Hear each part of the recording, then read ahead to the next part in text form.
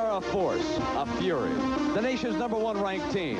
They are the Hurricanes of Miami, and from any point on the field at any time, they can strike like lightning.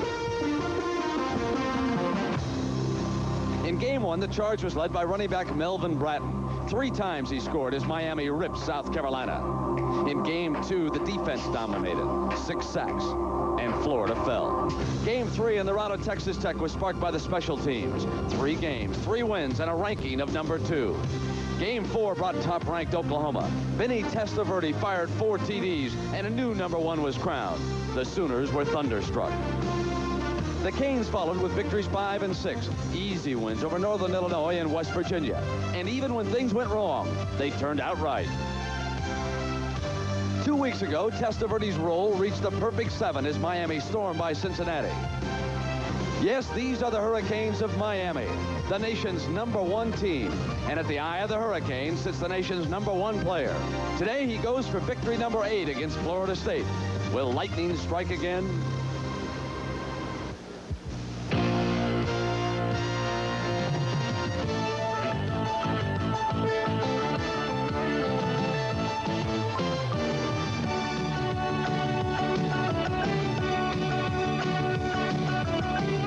Today, Bobby Bowden brings high-scoring Florida State into the Orange Bowl. The Seminoles are on a roll, but can they knock off #1? We have made a lot of progress since the Nebraska and the Michigan ball game. Whether we have made enough to beat them or not, I don't know, but we might have. Against Miami, you can't be overconfident. The Seminoles will need their game of the year. We're live from the Orange Bowl in Miami, Florida.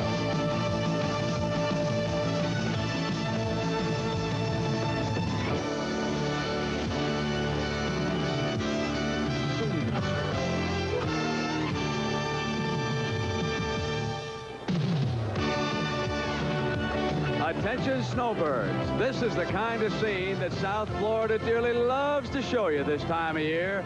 It is gorgeous, and here inside the Orange Bowl, along with watching a little college football this afternoon, some folks are going to be doing some sunbathing here too, because our temperature has soared past 80 degrees, and we have got #1 against the Florida State Seminoles, the Miami Hurricanes, who have won 7 in a row. And you know, if you look at the Miami schedule, if they are going to stumble at all before they get to a bowl game, it would be this afternoon against the Seminoles.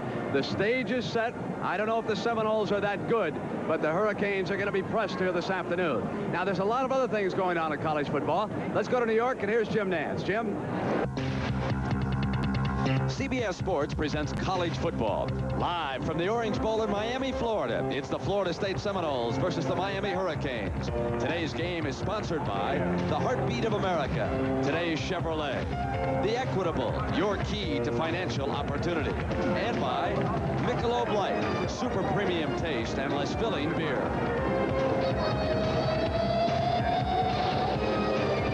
It's an intrastate war here from up north, from Tallahassee, Florida, the capital of this great state. The Seminoles of Bobby Bowden have come down here, and there is one thought on their mind today: upset #1.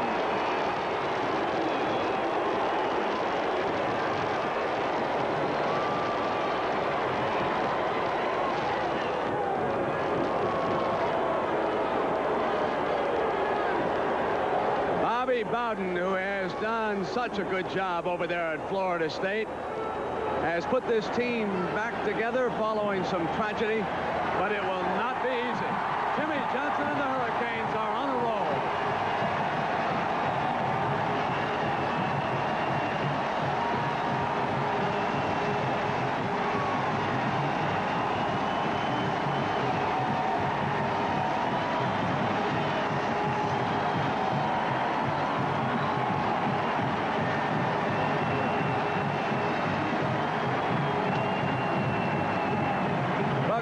Everybody, and welcome. I'm Brent Musburger. We should have a good one for you here this afternoon in the Orange Bowl. We'll have a crowd of about 65 or 70,000. I think you can hear them in the background. These two schools go hard at each other. It's interesting that the road team has won the last 5 times that Florida State and Miami have played. The key job today for the Seminoles is to attempt to shut down Miami's splendid quarterback, Vinny Testaverde. Now, my colleague, Ara Parsegian, was downstairs in one of the locker rooms at the blackboard, and he told us about the task at hand. Thank you, Brent. Miami has been an awesome passing team this year with 17 touchdown passes. And one of the formations we'll see this afternoon is this strong side flood pattern, which they like to use. If the team overloads, they'll move to this and throw to the weak side. If teams zone off, they'll send out all 5 receivers. So what it means for the Seminoles is they got to mix up their defenses this afternoon. Number 1, here's one of the ones that they'll be using this afternoon, a zone, a 3-deep zone, 4 backers, 4-man rush. The field in the deep is divided into thirds, 1 quarter each for the linebackers with a 4-man rush. They can't stay in this all day. They'll get cut up. Now, you've heard us talk about double zone, and this is the 2-deep zone with 5 backers and a 4 rush. This is vulnerable to the deep pass, but it shores up all the short passing game with a 4-man rush. We'll see some of that. Now, if you want to blitz, you have to lock on to the receivers here, man for man. Blitz the strong safety from any position here, but you've got to get to that quarterback, otherwise they're going to bomb you.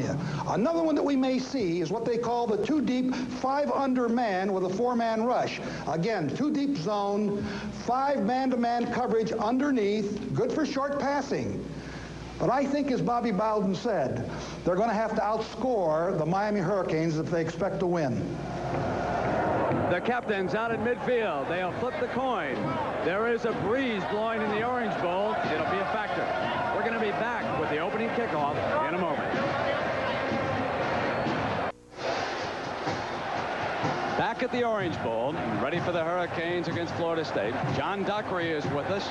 He was down at the locker rooms for the pregame talk. Let's go down to John.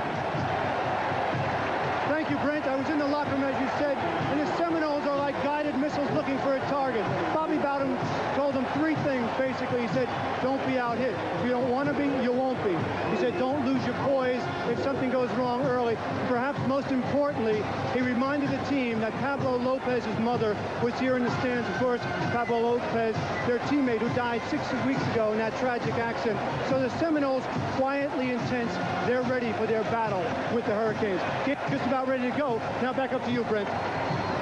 All right, John, and there we see Mark Selig, number 3, to kick it off with the number 1 ranked team in the country, with Keith Ross and Derek Carter deep. Into the corner of the end zone and on out. Ara, that's exactly the spot where the Hurricanes buried Oklahoma a few weeks ago. Looks like there was a flag down. This is the offense Florida State will come in with. Herb Gaynor is the split end. He is the big play man. Darren Holloman is the flanker. Watch him for an end around this afternoon. Pat Carter, the tight end, is number 85. Bobby Bowden likes him a lot, and he'll use him this afternoon. Sammy Smith's the tailback. He's number 33. He is alongside number 30, Tanner Holloman. And the young man who will quarterback the Seminoles today, Danny McManus, number 14. He has guided this team to 3 straight wins.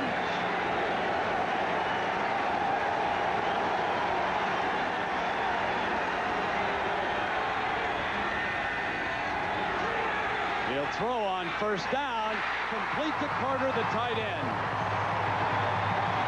Well-executed bootleg pass in a sense. He faked to the field that time, Brent, brought his tight end across from the left side, and he was wide open. Watch the tight end on your left. He fakes a sweep to the left. Now look at the tight end, Carter, number 85, wide open in the seam, right there. And 36, one of the big hitters in that secondary, which is Bain, makes a great, Blades makes a great play. That's a 20-yard gain. First and 10. Rolling to the left. McManus dropping again for his tight end, Carter, and he has another 8 yards before middle linebacker George Myra drops off and brings Carter down. Let's take a look at this offensive line, and their job today is a big one. Ionata is on the left side. Next to him at guard is Kuipers, number 62. The center, Jimmy Hindley. He'll have his hands full. Mark Salva on the right side. And Pat Tomberlin over over 300 pounds this afternoon. 2nd and 2, and they've thrown wide open to Sammy Smith. First down to the 31. There is a penalty flag down. However, hold on. It's a 20-yard gain, and there is a penalty marker down with Smith stretched out near the 30-yard line. He is hurt. So the gain stands. McManus does a beautiful job faking the trap right there to Holloman and delivering to Sammy Smith, coming right out of the backfield. Well executed play. That could hurt them, Brent, because Floyd is already out. They're running back, and Smith just went down. So far, McManus has put it up on every play. This one to the running back releasing, and they will go, Era, to a sophomore, Keith Ross, number 20. He will be a tailback. Sammy Smith is still down on the ground. He is their ballyhooed freshman tailback. Now he is up and being assisted toward the sideline. Era, how about this Hurricane defense? Well, it's been a remarkable defense. They've had 26 sacks. The front four, Bill Hawkins at the right defensive end, and at the right tackle, Jerome Brown, of 4'8", at 285 pounds. Dan Cilio steps in for injured Derwin Jones, and a big guy. And Dan Stubbs, a sack man. He's already had 12. But they have lost Sammy Smith. And Ross, number 20, is in the backfield along with Holloman. Florida State has not run yet. And they come with Ross. No gain. The heart of that Hurricane defense there to stand him up. And again, George Myra Jr., number 45, makes the stop. Strong side linebacker Winston Moss. He'll be over the tight end all day. George Myra, great competitor, the middle linebacker. And Rod Carter, the weak backer. And this is a great secondary they have. They have a couple of injuries. Bubba McDowell will start at the left corner. Kevin McCutcheon at the strong safety. Benny Blades, a great one at the free safety. And Tolbert Bain rounds out that secondary. They have 5 in there now on this 2nd and 8. McManus takes a deep drop. Incomplete. And the ball should have been caught. That was Darren Holloman, who didn't hold on out here. The right side of the offense. McManus took an extra deep drop, had time. The offensive line gave him enough time. Blitz on right here. He curls right there, but look at the blitz in the inside. They beat it. But unfortunately, he doesn't hang on to the ball. Man-to-man coverage underneath. You see, Holloman, Darren turns right there, but does not hold on to the ball. Era, Bubba McDowell was playing him very soft. He had backed off. 3rd and 8, and they run Ross. And Ross battles his way close to a first down. Beautiful call. Bobby Bowden said he wants to run the ball when on passing downs and pass the ball on running downs. There was a great example. They call him in what we call double zone man under. You'll see everybody's running to coverage. Carter makes a great block right there on Myra, number 45. And of course, Keith Ross picks up the first down. The ball is at the 20-yard line after a 10-yard run. Now they split the backs. This is the first time they've shown a set other than the eye. They keep him back to block. McManus almost intercepted down there on the 2-yard line. Benny Blades had the ball in and out of his hands, and he should have held on. Well, McManus thus far has certainly impressed me, Brent. He has rejuvenated this Seminole team. You see Jimmy Johnson right there concerned, obviously, because of the way these Seminoles are moving that football. This ball was just overthrown right there. Blades had it right in his hands, but could not hang on. This is another passing situation, and already McManus is 3 of 5 for 48 yards. Split backs again. And instead they run on that sprint draw, and Holloman, the fullback, gets to the 5 with Benny Blades, 36 in hot pursuit.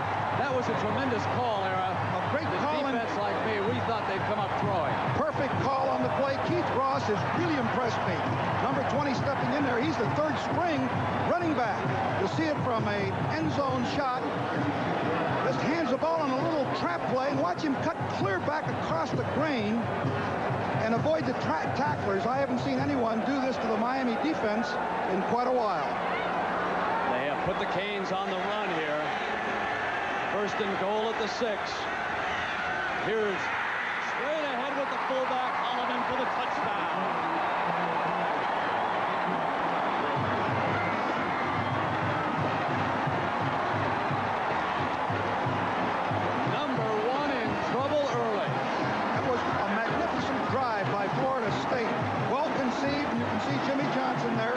Obviously concerned.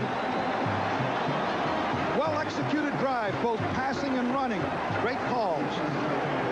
Derek Schmidt will attempt the extra point. The holder is McManus.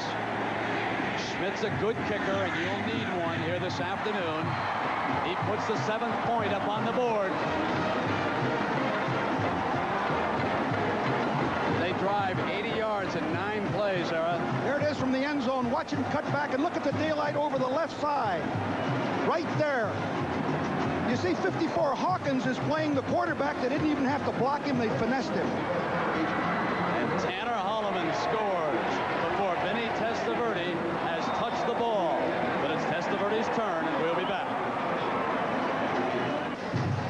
Bobby Bowden with a 7-point lead. This morning he got up and said to his wife, Ann, I can't remember ever being a 14-point underdog at Florida State. And dear, I'll tell you something.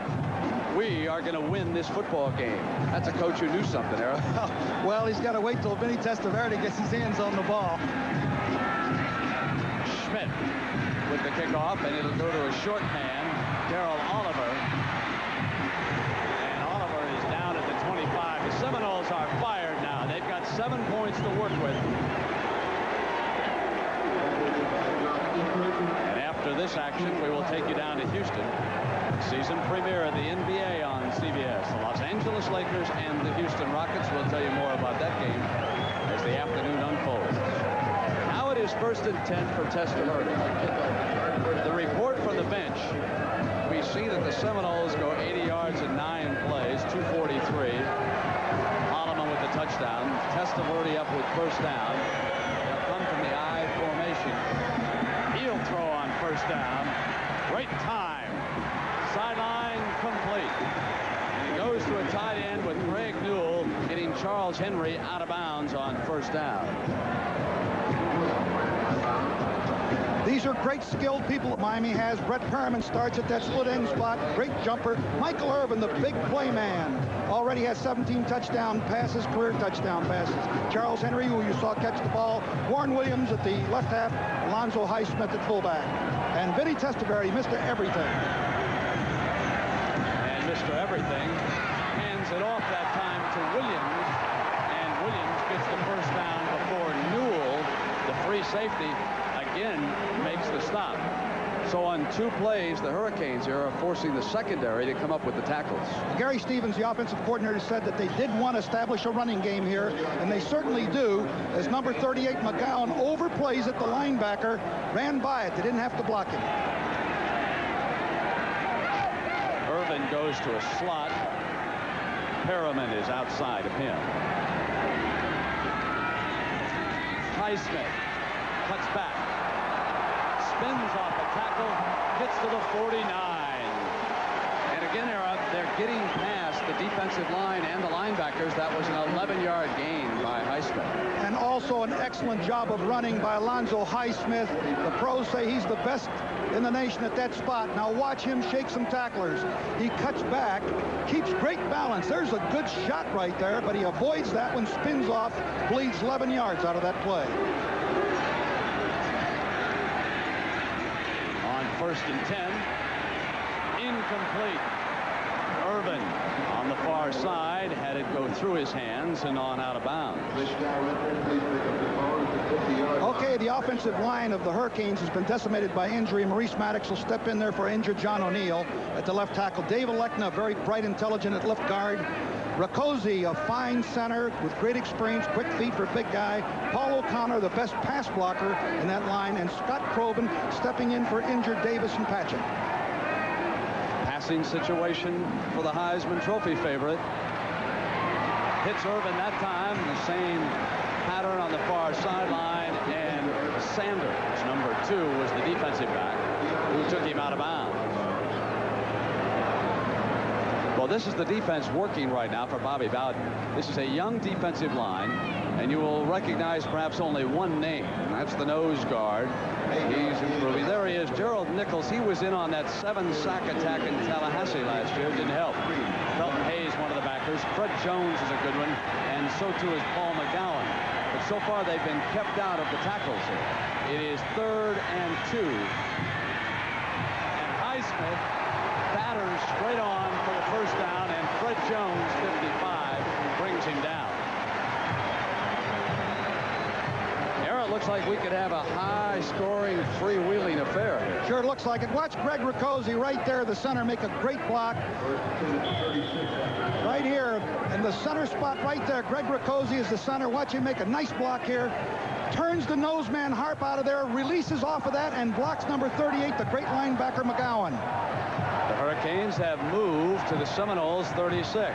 Testaverde calling the play at the line of scrimmage. Drop. Complete.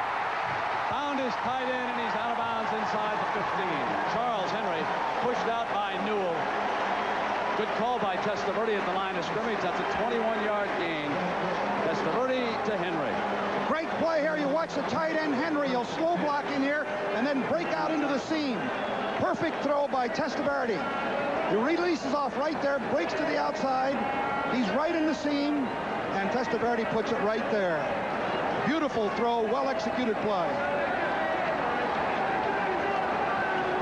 Williams and Highsmith continue to be the running backs. Highsmith straight ahead to the 5-yard line.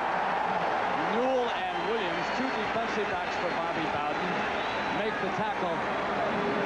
And the Canes are pouring through the front 7. Great job on the inside. Watch the blocking up front. They're handling Harp. Number 58, the nose man. 55, Jones is blocked. That offensive line, even though it's been hurt by injury, is doing a marvelous job. This close to the goal. Jimmy Johnson employs 2 tight ends. And Irvin comes in on a wing.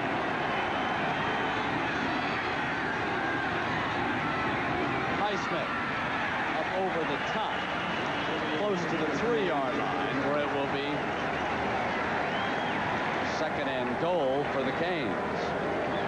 Bobby Bowden said he wanted to swap touchdowns and field goals with him. He wanted to score the touchdown and hold them to a field goal.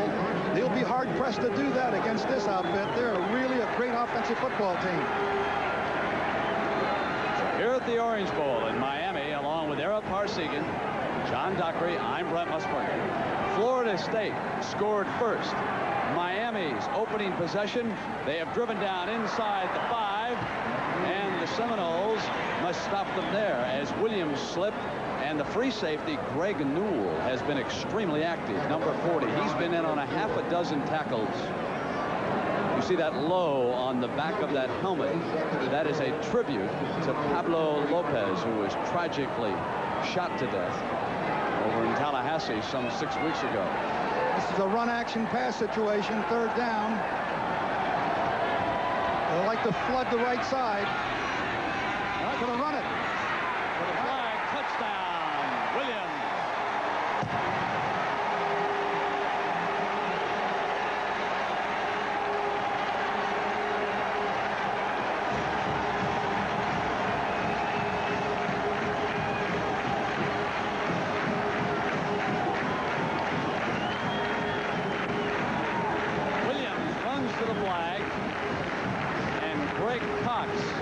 Attempt the extra point, which could tie the score. The high-scoring Hurricanes, but that was their 2nd rushing touchdown of the season. Usually they stick it in with a pass. Cox adds the extra point, and it's Miami 7, Florida State 7. Watch number 73, the left guard right here, will pull and seal on the end and set this play off right there. Walls him off. And, of course, Warren Williams walks into the end zone. Well-executed drive and play for the touchdown. Linebacker Paul McGowan, number 38, tries to come outside to help out. But the blockers are able to contain him, and he can't get there in time as Williams steps in for the touchdown.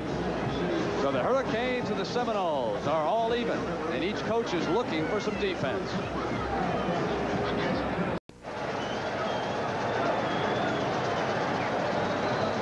Well, there we see Sammy Smith, the tailback for Florida State. He was injured on the first series. He caught a pass releasing from the backfield, sprained shoulder, and from that view it does not appear that Smith will be returning here this afternoon. So Bobby Bowden is shorthanded. Victor Floyd, he was the starter at tailback. He comes in banged up, and the burden falls on Keith Ross, the sophomore from Newberry, Florida, number 20. He also is one of the deep men to return this kickoff.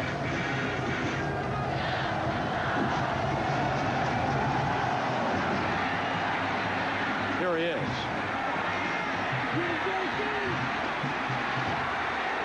He charges out to the 20-yard line. Here's our lineup of NFL games on CBS tomorrow. Dandy with the Dallas Cowboys and the New York Giants. We'll be taking a look at that one on the NFL today. The Niners play New Orleans. Atlanta goes against New England. That is going to be a tough game. Philadelphia, St. Louis, Green Bay, Pittsburgh. Those are all early games, and then late Minnesota plays Washington. The NFL today starts it all at 12:30 Eastern Time on CBS. McManus brings the Seminoles to the line of scrimmage. Off a play fake. Wide open receiver. Complete again for McManus, and another first down. Working against Tolbert Bain, who had dropped off on that zone. They come to the tight end for 17 yards. They can see everybody is going to be driven off here, and he comes wide open in the left flat. Tom O'Malley, number 92, will break out of the tight end spot, break into the flat right there, and he's wide open. First and 10 for the Seminoles. Ball is at the 36. And Ross comes out to the 41-yard line before George Myra. 45 wraps him up. Brent, I think we've got to keep in mind that the Hurricanes had a week off. They haven't had contact for 2 weeks. I shouldn't say contact, but haven't had a game condition. And might have taken them a series of downs or two to get started. What did Coach Johnson tell you about contact at practice? They did have a lot of contact. On Tuesday and Wednesday, they hit pretty good, he said, without the full tackling in the secondary. But still, it's not like playing in the game, and sometimes you have to get those bugs ironed out. Let's see what happens on this drive by the Seminoles. 2nd and 6 for the Seminoles. McManus avoids pressure. Deep down the middle, it'll be incomplete, intended for Darren Holloman, and he was lucky to release the ball. He had pressure from the rear closing in, and that was Big Danny Stubbs, number 96, one of the fiercest pass rushers that you and I have seen in college football this season. Now McManus coming back off the play fake. Here is Stubbs around the corner. Can't get back. And that big tackle, Pat Tomberlin, was able to run him off. And then he overthrew his man, and wisely, too, because there was double coverage. It's 3rd down. And McManus with a deep drop, complete over the middle. Scott DeMurray, out of the Miami area, was the receiver. He just delayed along the line and waited for the clear out, and then just broke underneath it, and he was wide open. You'll see that Gaynor drives off. You see number 1 kind of hesitate. It'll be on the right side of your screen, and then comes underneath all of the zoning linebackers right there and catches the pass. What we have seen so far, Florida State has picked up a couple of weaknesses in this Hurricane defense. They are moving the ball better than any team that I have seen against this club in a couple of years. Under pressure, incomplete. Going to his tight end, Tom O'Malley, and again, it was Mr. Stubbs in that backfield. He puts a lot of pressure on you, but the one thing about McManus, as Bobby Bowden said, he is not easy to sack. He's got a quick arm. He's not very big, about 5'11" at the most, but he's awful tough to sack because he senses the people around him, got a quick release, and gets rid of it before the rushers can get to him.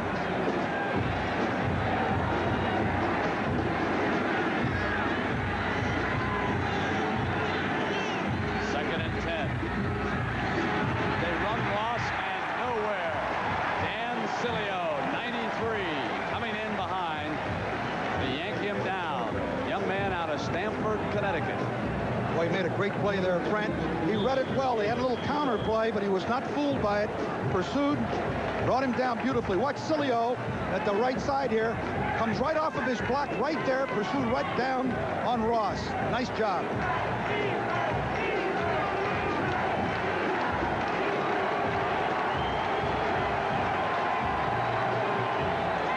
On third down, incomplete and almost intercepted. George Myra batted the ball up in the air. McManus threw the ball low, and Myra was able to bat it away. And Florida State will punt.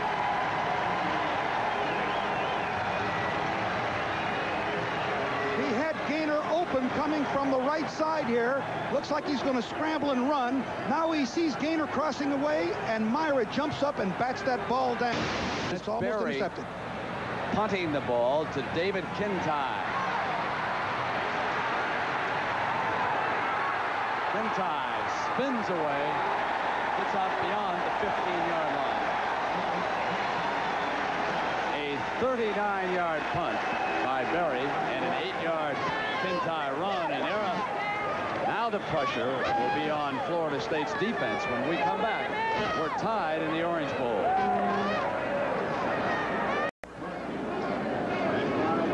Let's go down to the sideline, and here's John Dockery. John? Thank you, Brent. Yes, Sammy Smith is along the sidelines. He's on the bench. His shoulder, right shoulder, is taped up. It's a sprained shoulder. It's not separated. They said they'd see how he'd respond to see whether he's going to play or not again. So he's not out definitely, but it does look like he's going to be out for at least a few series. Now back to you, Brent.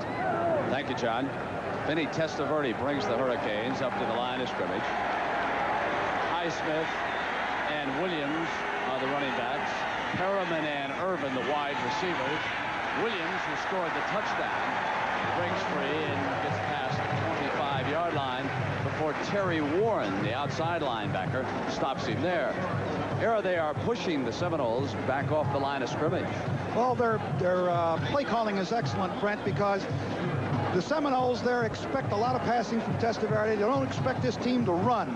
And they're coming out and making it appear like a formation that's going to be a pass, and then they're running the football successfully. 2nd and 2. And again, this time, Highsmith will not get through a hole. Felton Hayes, 46, and 38, Paul McGowan, are the two defensive players who come across and throw Miami for its first loss of the game. Here it is from ground level on the far side. Felton Hayes, number 46, comes in and makes a nice stop there, gets help, almost spins off of it. This will be 3rd and 2 against Bobby Bowden's defense. Testaverde with that stand-up, drops it to Henry over the middle for the first down. As easy as that. Big Vinny Testaverde drops back, has great vision with that size of his, and catches the tight end coming off the line. Number 2, Charles Henry, had arthroscopic surgery 2 weeks ago. Here he comes right across. There he is wide open. He just slow blocks and breaks across the middle. And Vinny picks him up. They got a devastating passing attack. Gary Stevens has done a marvelous job with him. And for the first time in some time, Mel Bratton, number 5, is checked in. Testaverde passes to Irvin on the far sideline, working against Sanders. Just a quick out pattern. There is Mel Bratton there. Well, he's some kind of player, 6'1", 217. I mean, he just launches himself when he gets the ball. He was injured against West Virginia and was sent to the sideline. And today they are bringing him back for the Hurricanes. 2nd and 6. Highsmith and Bratton are in the eye. Here is Bratton. First time he has carried the ball out to the 38, and Paul McGowan, 38, brings him down. McGowan's a leading tackler on this football team with 80 involvements coming into this game. Also a candidate for the Butkus Award. He's had a great season. Number 38 there, 6'1", 226, and a junior. And Brian Blades, he too has missed action because of an injury. Now he checks in for the first time. So the Hurricane offense back at full strength except that tackle. Pressure, and Testaverde is sacked. Coming through was Eric Hayes, number 78, a left defensive tackle out of Tampa, Florida. 6'3" and 283 pounds and just a freshman. Very tough to get to Vinny Testaverde. Number 78 right there really puts the heat on, brings him down and forces a punt. And they love to block punts. Pegues snaps it perfectly to Fiegels, who gets it off. And Sanders lets it go over his head. And the Hurricanes will let that ball roll dead at the 16-yard line. It will not be good field position for Danny McManus. So both teams show a little defense. A 56-yard punt by Fiegels puts Florida State in the hole. We'll be right back.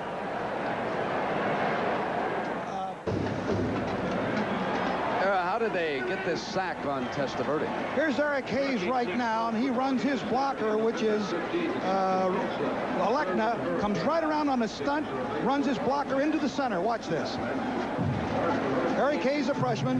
They get a little stunt in there, and he wipes right off and gets right into the secondary clean right there and makes the sack. And there was good coverage about 6 yards downfield. Testaverde did not have anybody to go to quickly. He saw Hayes come free, and Jimmy Johnson's Hurricanes are feeling pressure for one of the few times this season. Oklahoma certainly delivered some in their contest here. 1st and 10 for McManus. This is Ross. Ross fumbles the ball. Miami recovers. Tolbert Bain recovered the fumble. George Myra Jr. knocked it free, and number 18 gives the Hurricanes field position. Just a pitch sweep right here. Ross has got the ball. Looks like pretty good blocking right there. There's the hit. The ball pops out. It's Carter, number 91, that caused the fumble. Nice job by Carter. Carter and Myra coming together at the ball. Testaverde has it inside the 25 at the 23-yard line, and so George Myra Jr. playing extremely well in the early going here against Florida State. Testaverde communicating with Bratton. He'll throw on 1st down. Plenty of time this time. Throws low inside the 5-yard line, incomplete, intended for Irvin. Looks like Irvin is hurt. Looks like he hurt his hand. Left wrist. Boy, what an effort that was by Irvin. I thought he was a sensational attempt. Just a quick little turnaround by Vinny. He waits. Now he throws it. He throws the ball low. Right there. Oh, the ball definitely hits the ground. No question about that. But Irvin made a great attempt at it. Miami yanks Bratton out of the game along with Irvin. Bratton was not sure of the last play. Irvin injured. So Williams is back, and Brett Perriman is at wide receiver. Highsmith right into the heart of the defense. There was no hole there. Well, they put 3 receivers out to the side. It looked like they were going to blitz. I think Vinny wanted to give a quick trap in there and pop through there, but the Seminoles were up to it. Good job of defense. Gerald Nichols, the lone returning member of Bobby Bowden's defensive line, is credited with that tackle. This is 3rd and 10 era. And a big one for the Seminoles. Bobby Bowden did not want this to happen. He felt that if he could just keep error-free, that he could do a job on the Hurricanes, but he can't make these kind of mistakes. He'd love to force them to a field goal here.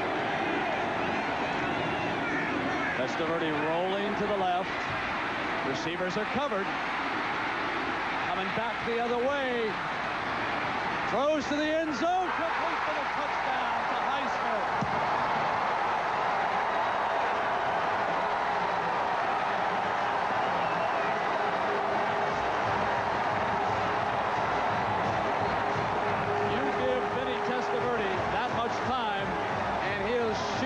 Out. I used to run that play in grade school. Just run all over the field. What a job Vinny did. That's why the guy is so great. Cox the extra point. A 23-yard touchdown pass. Testaverde to Highsmith, his 40th career TD pass here. A little concerned about Vinny's ability to roll out to his left as he does there because of a foot injury, but he shows plenty of mobility here. He's looking downfield, looking. Finally, he spots Alonzo Highsmith in the end zone. There's the throw, right on the mark, right inside the goal line. Great play by Vinny Testaverde. 23-yard touchdown coming after a Florida State fumble. And that 40th career TD pass by Vinny ties the school record held here at Miami by Bernie Kosar. You know what kind of a t-shirt Vinny Testaverde wears at practice and underneath that game jersey? It says Downtown Athletic Club. That's the club that gives the Heisman Trophy.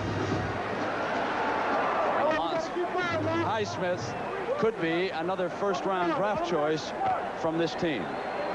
He can block, he can run, and you just saw him catch passes.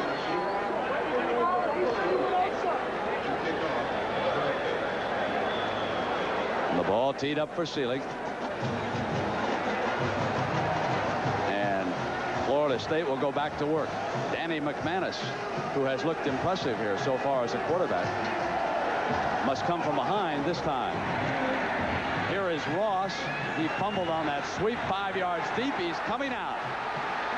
There's that famous lateral of Florida State's across field, and they've got an alley. He could go the distance. Dexter Carter is free.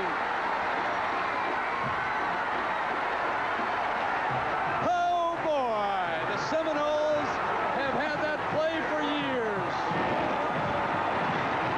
You asked Bobby about it yesterday, and he said maybe.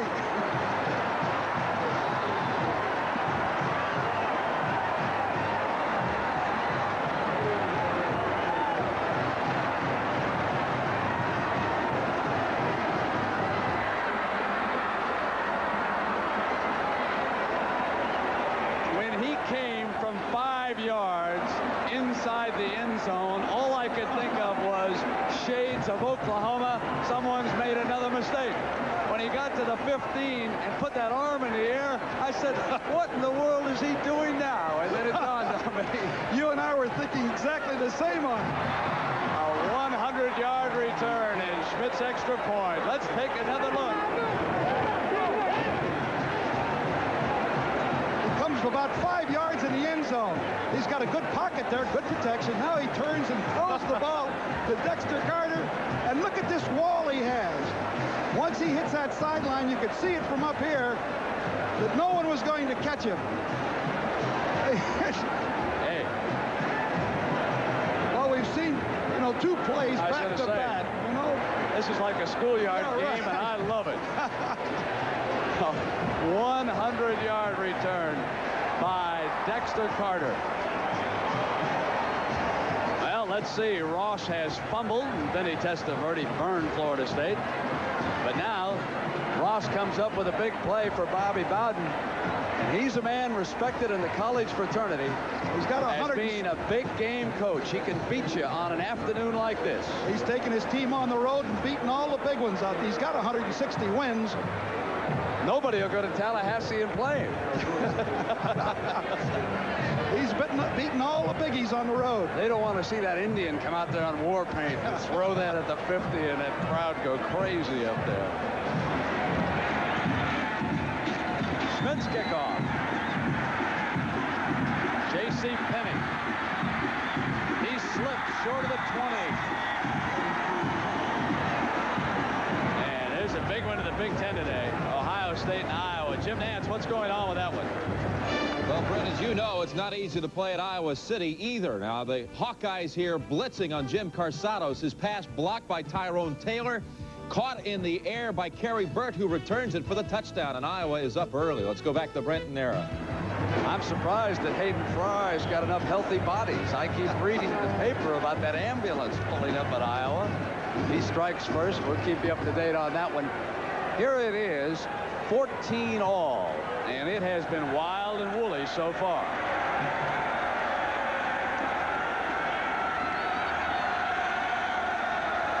Testaverde straight back. Plenty of time. Complete to Irvin. Hammered at the 39-yard line by Deion Sanders. Boy, did he hum that ball in there.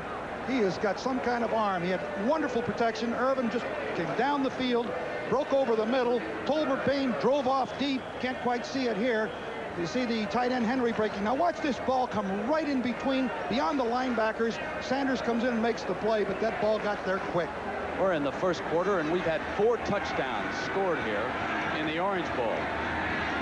Testaverde calling the play up at the line, and Highsmith moving Williams over, and there was confusion, and Testaverde uses one of the 3 Hurricane timeouts here in the first half. Let's go down to the sideline while we've got an opportunity and check in with John Dockery. John? Thank you, Brent. And you just saw Michael Irvin catch that pass from Vinny Testaverde. Before the last touchdown, remember, he hurt his hand. He came off the field. They were trying to put ice on it. Vinny threw the touchdown, and before they could get the ice on Irvin's hand, he ran out to greet Vinny, and then he kept the ice on the old injury for a little while, nothing serious, and he's back in the game. They expect to play, no side effects. Now back to you. All right, John, so far, Goodyear blimp overhead here in the Orange Bowl. Taking a shot of our scene here this afternoon.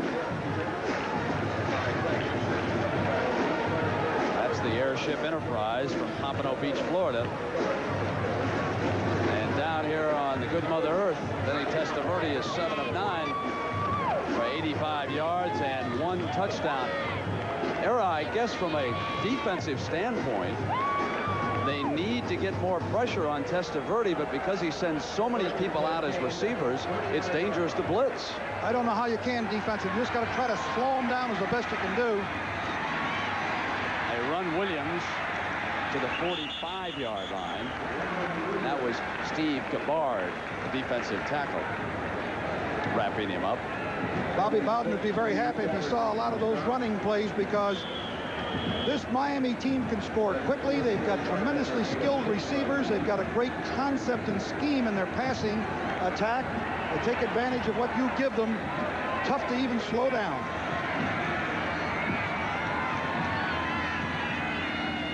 Second and 4. There the rush breaks free. Testaverde sacked for the second time. And it was Shelton Thompson, a backup outside linebacker, number 93, from Lakeland, Florida. All the sacks for this Seminole team come from that spot between Warren and Thompson, which is their rush backer, outside backer. And he got in there and did the job. That position has had 7 sacks, Brent. That's an 18-yard loss, leaving Testaverde and Miami with a 3rd and 22. Brian Blades and Michael Irvin are to the left. Brett Perriman is to the right, and we've run out of time here in the first quarter. 4 touchdowns posted in the first 15 minutes. 14 all. We'll be right back after this message and a word from your local stations.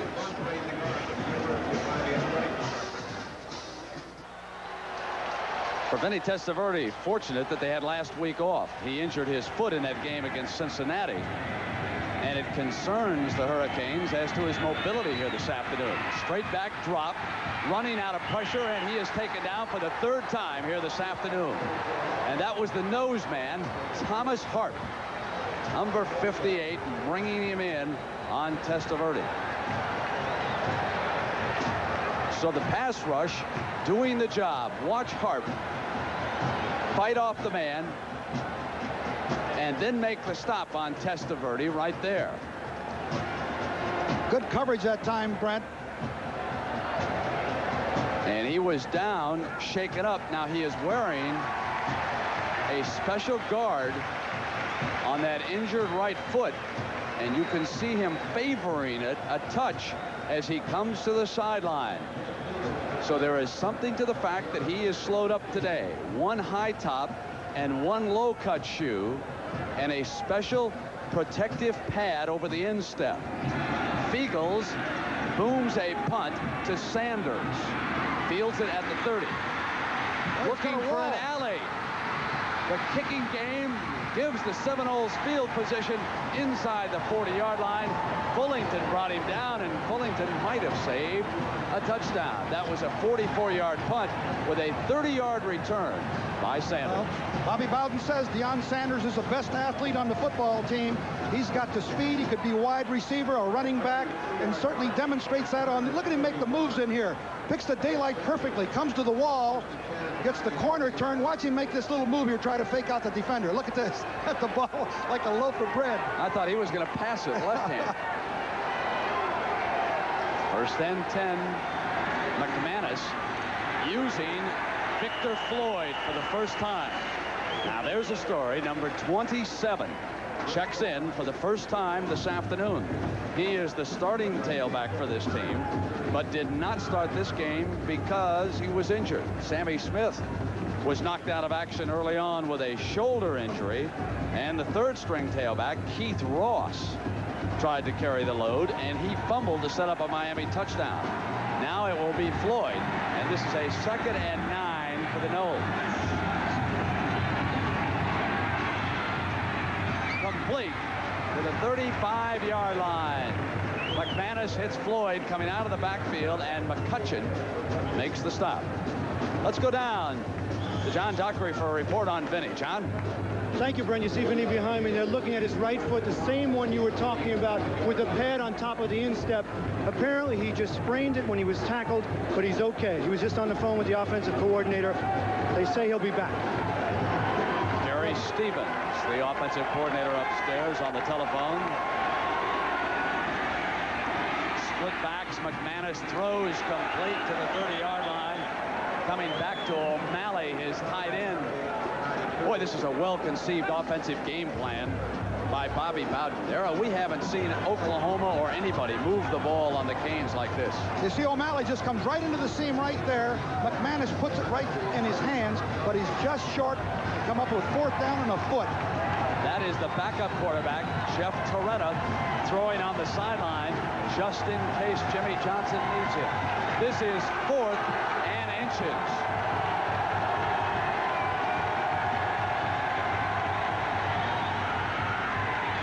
First down to the 25-yard line. Williams, number 49, carries the ball for Florida State. He had come off the bench. That's Dane Williams out of Fruitland Park, Florida. He's 6'1", 225, and a sophomore. He's carried the ball 17 times for 89 yards, which is a 5.2 average. He's a strong runner, a power runner, and that's what he's put in there on that 4th and short. Floyd still at tailback. Williams stays in at fullback. McManus to throw. Holloman, it's incomplete. Great coverage by Bain, number 18, Tolbert Bain, coming over, and he ripped Darren Holloman down. Great job by Tolbert. Had a lot of coverage there. Watch him move to the ball as it's in the air. Right there, knocks that ball free before Holloman can get it. This is 2nd and 10. McManus waiting for the play to come in from the sideline. Well, Brent, I've been impressed with McManus. He's got a quick release, he's got a good arm, and he's been very accurate. Well, Bowden says the kids respond well to his leadership. We've got a timeout. So far, McManus is 7 of 13 for 80 yards. We'll be right back.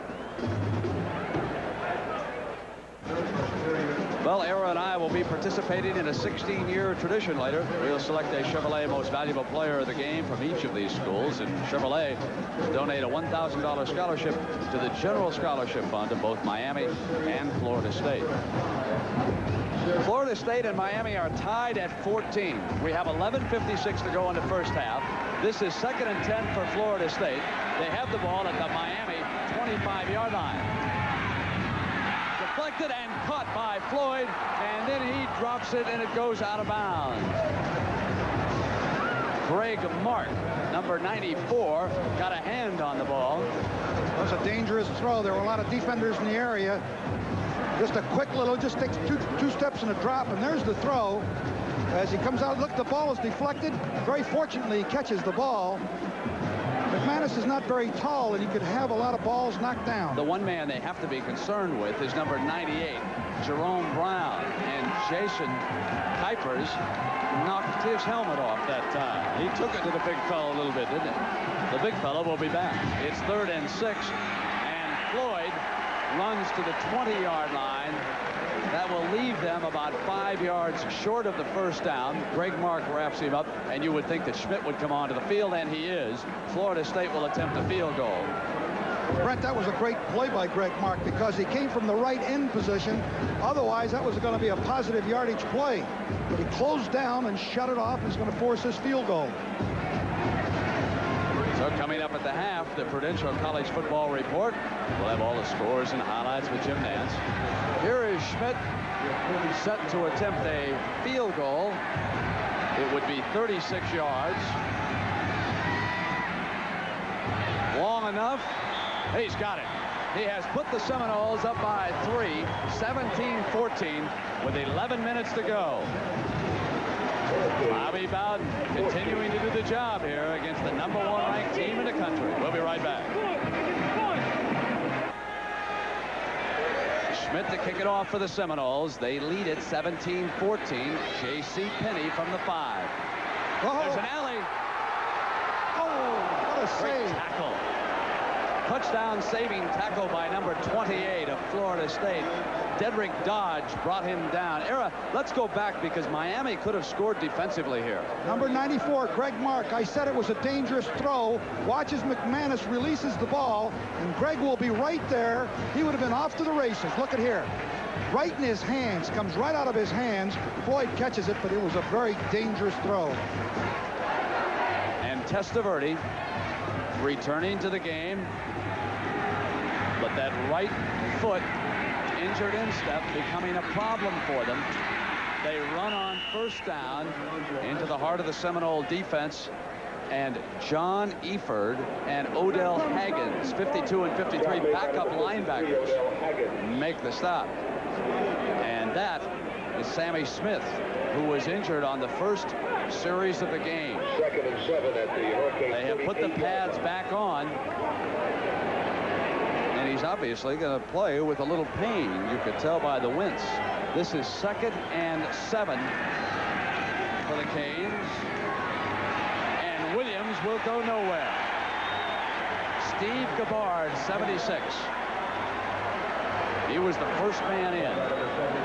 The defense is playing better for the Seminoles. Right. Also, it's an indication that they don't want Testaverde throwing all the time. They're probably trying to get the ball on the ground. And you can see the defense just swarm in on Williams, number 24. And I would think that it'll be interesting to see how well Testaverde scrambles because they have a passing down play here. Florida State substituting 4 and 5 men a play because of the intense heat here this afternoon. On 3rd down, Testaverde over the middle, and he just threw the ball out of the grasp of Williams, who had released and was wide open, and Vinny knows he should have hit him. And the defense was the double zone that I had talked about at the top of the show. Man-to-man coverage underneath with 2 deep, and he breaks away from his receiver. This is one of the few that you'll see Vinny overthrow, but he got a lot of pressure right there from Nichols, number 79. Fiegels will punt it. McGee snaps it to him. Ooh. And he puts one high, and Sanders signals for the fair catch at the 21-yard line. 9.5 minutes to go here in the first half. There's a flag down. It was a 40-yard punt.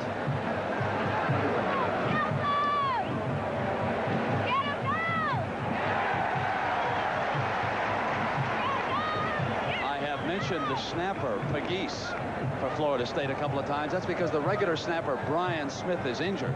So Pegues, who normally snaps on extra points and field goals, has been pressed into duty here this afternoon.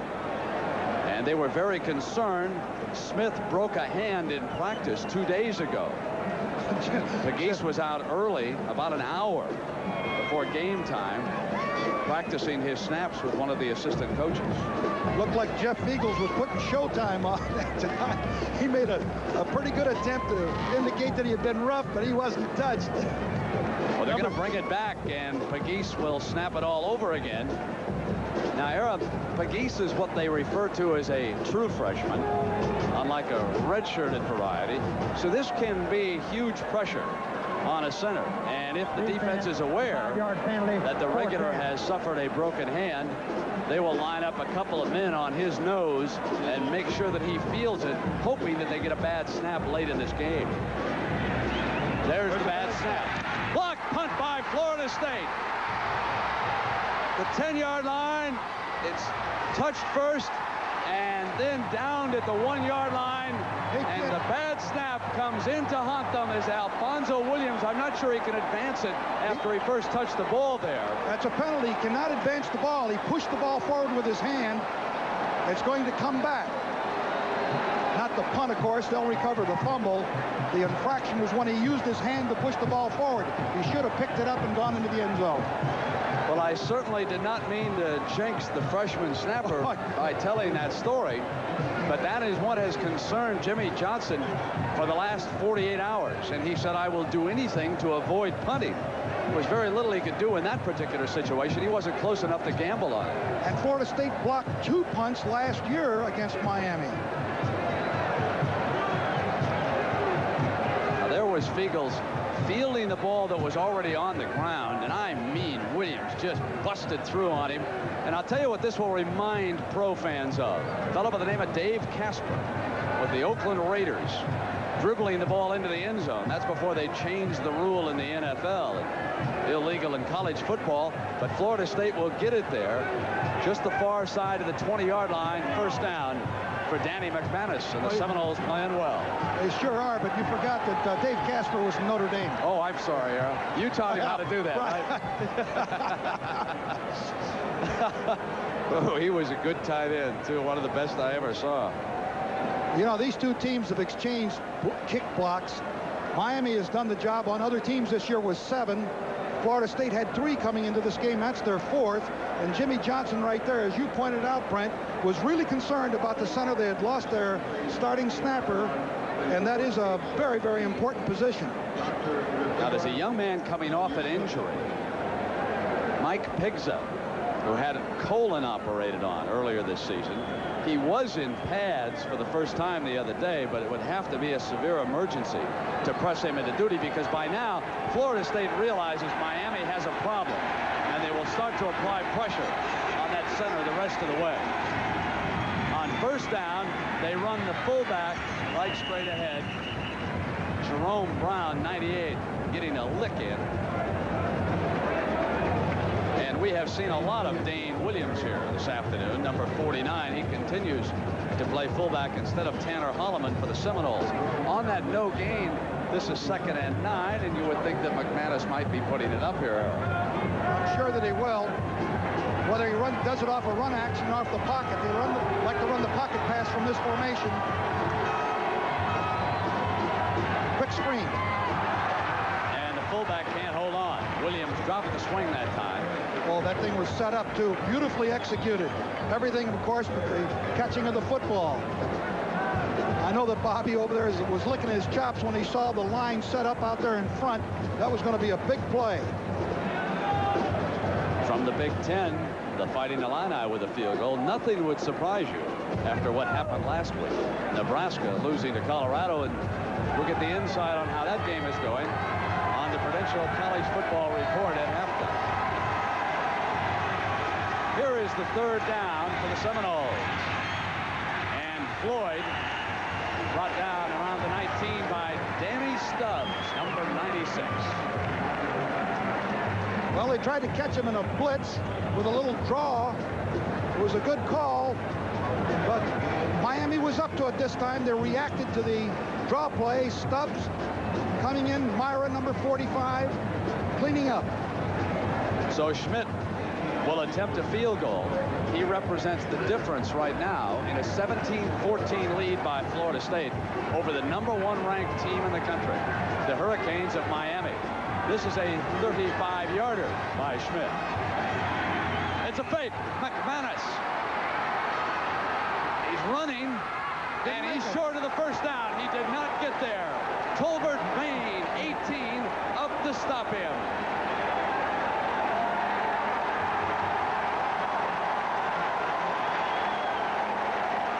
Florida State closed its practice session for the first time this season all week long in Tallahassee. Now we know why.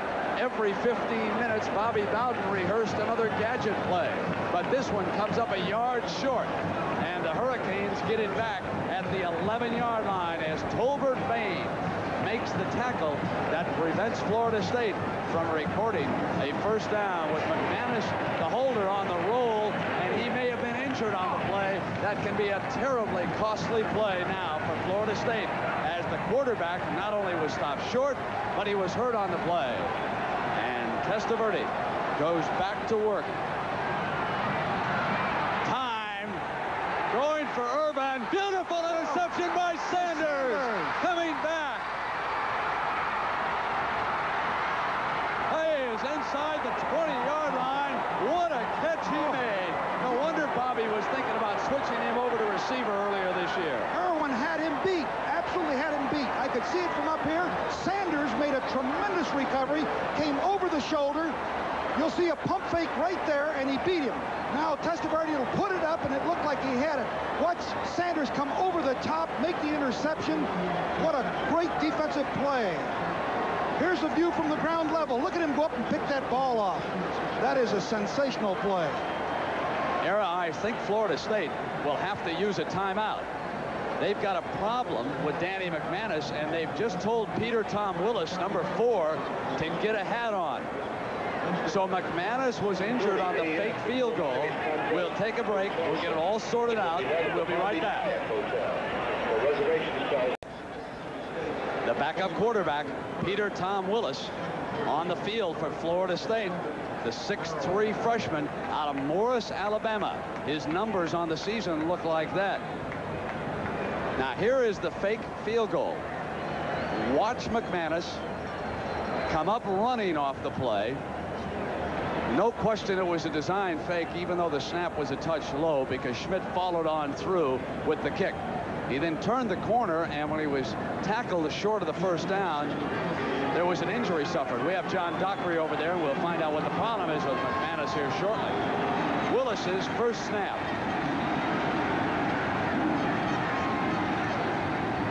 And it's Floyd powering down to the 17-yard line. Gary Mahan. Let's go to John Dockery now, John. Brent, I don't know if you can see it enough, but behind me, that's Danny McManus going into the locker room. He hurt his right thumb. The thumb was actually quivering when he came off the field after the fake field goal. They're taking him in. They don't know whether he'll return at all today. Now back to you. So 2 players lost here in the first half. McManus, the starting quarterback, and Smith, the starting tailback. Smith getting suited up a short time ago. Figures to be returning. Right now it is Floyd and Williams carrying the load behind Willis. There was movement, fumble, Miami jumps on the ball. But there's a penalty marker down. There was movement, and Florida State could have been offside. If the whistle did not sound, Miami's Randy Shannon will be credited with a recovered fumble. Let's see.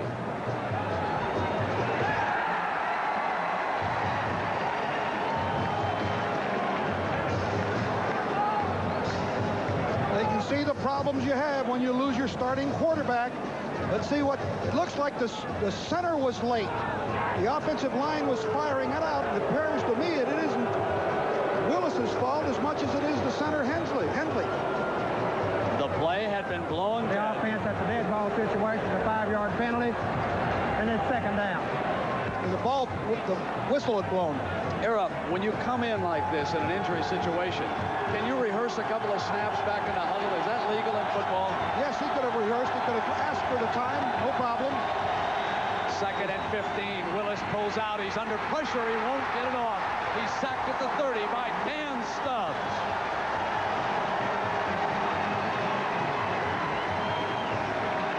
It's the very thing that Bobby Bowden said. McManus has a sense about him. You don't sack him. And you see Willis come in here. The first pass attempt, boom, he's sacked by Stubbs, number 13 for Stubbs. Oh, how Bobby Bowden would love to have that fake field goal called back again. Not only did the fake come up short of the first down, but he has lost his quarterback because of an injury. It is 3rd and 23.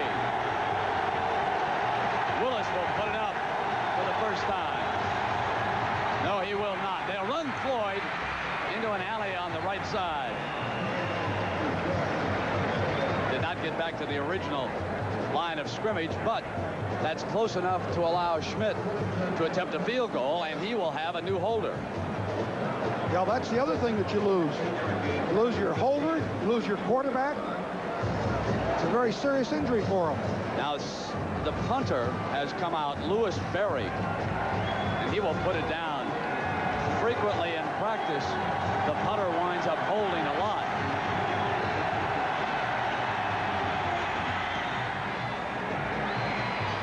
It's good. A 38-yard field goal by Schmidt. And Florida State leads Miami 20-14. We'll be right back in the Orange Bowl.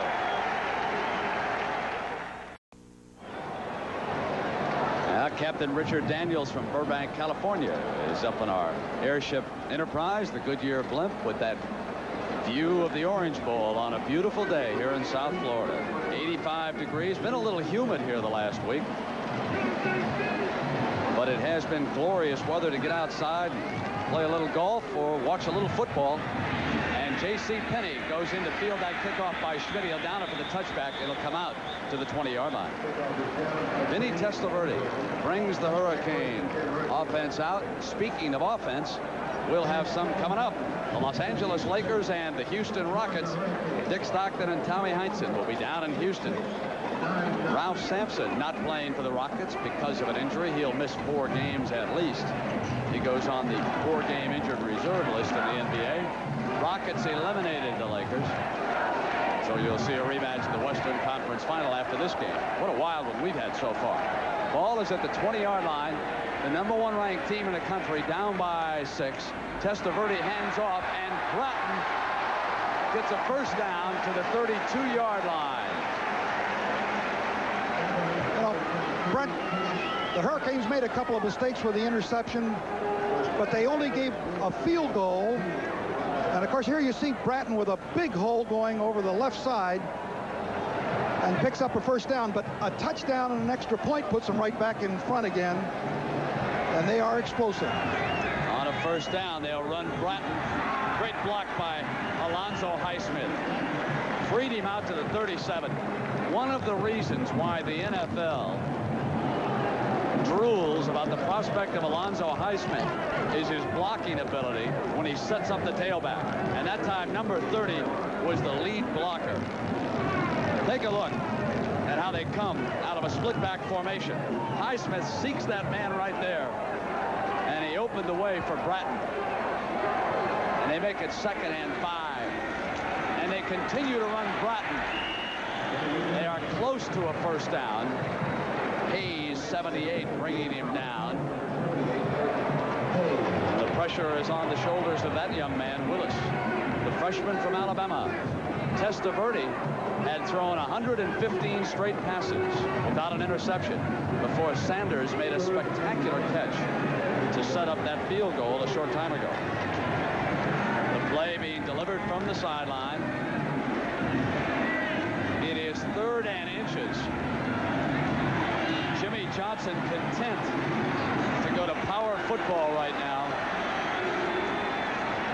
Bratton up over the top for the first down. It's to the 45-yard line. 1st and 10, 3:38. And what Johnson wants here is a ball control drive. No mistakes. Get down, get the 1-point lead, and get to the locker room. Bratton really goes over the top to pick up the first down.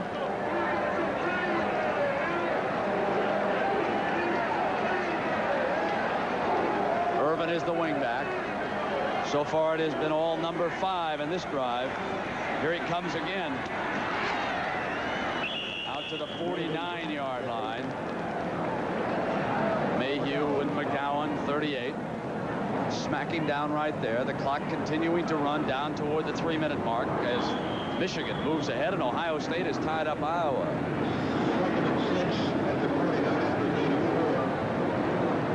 Heavy substituting by that Florida State defensive unit. Miami has not been able to run against the Hurricanes in the last 3 or 4 years.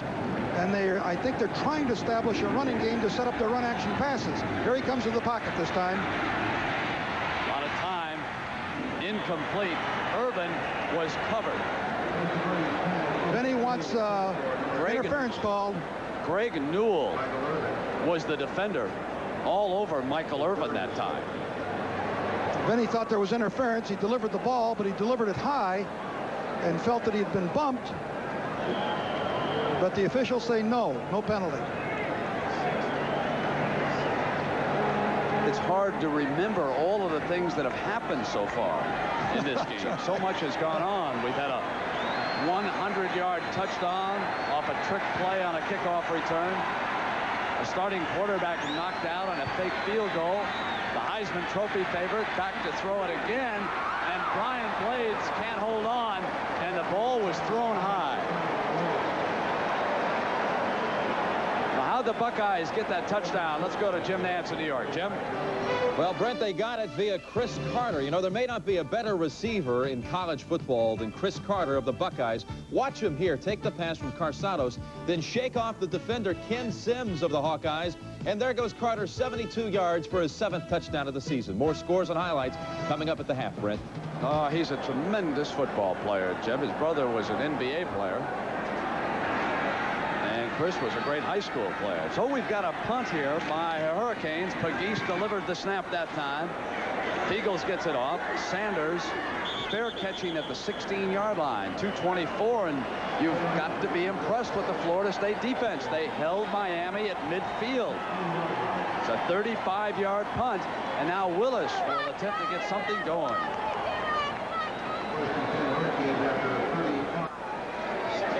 Along with Ara Parsegan and John Dockery, I'm Brent Musburger. The Orange Bowl in Miami, Florida is the scene. The Hurricanes, who are #1 after reeling off 7 straight wins, trail Florida State by 6, 20-14. But Danny McManus, the Seminoles quarterback, knocked out of the game because of an injured thumb, taken away to the locker room, and the freshman, Peter Tom Willis, bringing the Seminoles to the line of scrimmage. Running Floyd. It's been wild. We had 4 touchdowns scored in the first quarter. We'll run through them for you. Holloman, the fullback, put the Seminoles ahead 7-0. That's after Florida State took the opening kickoff. Miami came right back, and Williams angled off to the left flag and tied it at 7. Then Testaverde went 23 yards to Highsmith on a schoolyard play, and then Carter 100 yards off the lateral on the kickoff return tied it at 14. 2 field goals later, and you are up to date. It's 2nd and 12. Here is Floyd, and it is awfully hard to run when they do not respect the passing ability of the quarterback. Bobby Bowden has had a severe disadvantage because the Canes do not expect him to put it up right now. Very unlike and uncharacteristic of Bobby Bowden to run the ball, but obviously he is concerned about his quarterback. Let's see whether or not he puts it up with Willis here on this 3rd down play. With this lead, I'm sure that he doesn't want to take any unusual chances down in his own territory because he doesn't want to give a cheap score. He's got the lead. He would love to hold it going in at halftime. Psychologically, it would be a big boost. He has 8 yards to go here for the first down. Puts up his first pass. Great grab on that far sideline. What a catch by Terry Anthony, a freshman from Daytona Beach. An 18-yard gain. That was some kind of catch. What? An end zone shot. Watch him reach up. He just lays the ball over the defenders. Look at him come up with one hand there. Great job. Beautiful. And then he holds on to the ball. Here's the lick that he takes on that far sideline. Up in the air, and Benny Blades was over there working on him. Now it's first down. Willis with some confidence rolls, and he hits the fullback coming out of the backfield, and he gets a first down near midfield. Beautiful bootleg play with a fullback breaking into the flat. He had him wide open, and he delivered. Those 2 plays should give him a great deal of confidence. Dane Williams was on the receiving end, and with 1:12, Willis has moved the ball for Bobby Bowden out to midfield. I'll tell you who else will get restored confidence will be the coaching staff. Now they'll give him some plays with which to operate. That's right. And we get word that George Myra, the middle linebacker of the Hurricanes, has left because of an injured knee. He's receiving treatment. The center checks with Willis at the line. First down. They're running to the right. Throw incomplete. Overthrew his tight end O'Malley. And Winston Moss, 99, drew coverage. I think he should have stayed in the pocket that time. He rolled outside, attempted to roll outside to contain, and the blocking was from the inside out rather than from the outside in. Second and 10 with 1:07 to go. He'd been better served to stay closer into the pocket on that rollout.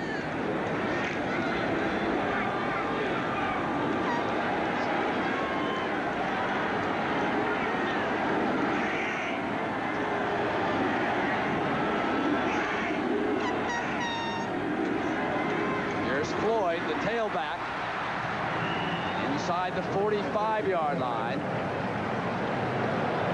Let's find out more on McManus, and here is John Dockery. John? Thank you, Brent. I was just in the locker room. They took preliminary x-rays. Does not show a break in his right thumb, but there's an awful lot of swelling. It's unlikely that he'll return in the second half. Now back to you. A tough break for the Seminoles. Danny McManus, who had the show on the road. So here's the freshman. It's Willis's game, and at 3rd and 3, he just puts it up in the air, and Blades is back. He could have made a fair catch on that ball. Down the sideline, out of bounds near midfield.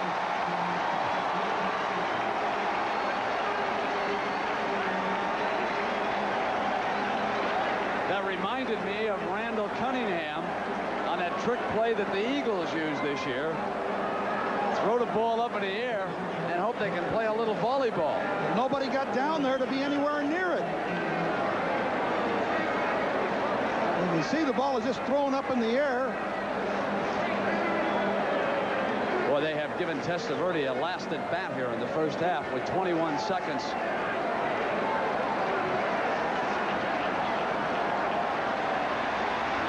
A 3-deep coverage by the Seminoles. There's the best defense against the pass. Testaverde on his back, signaling timeout.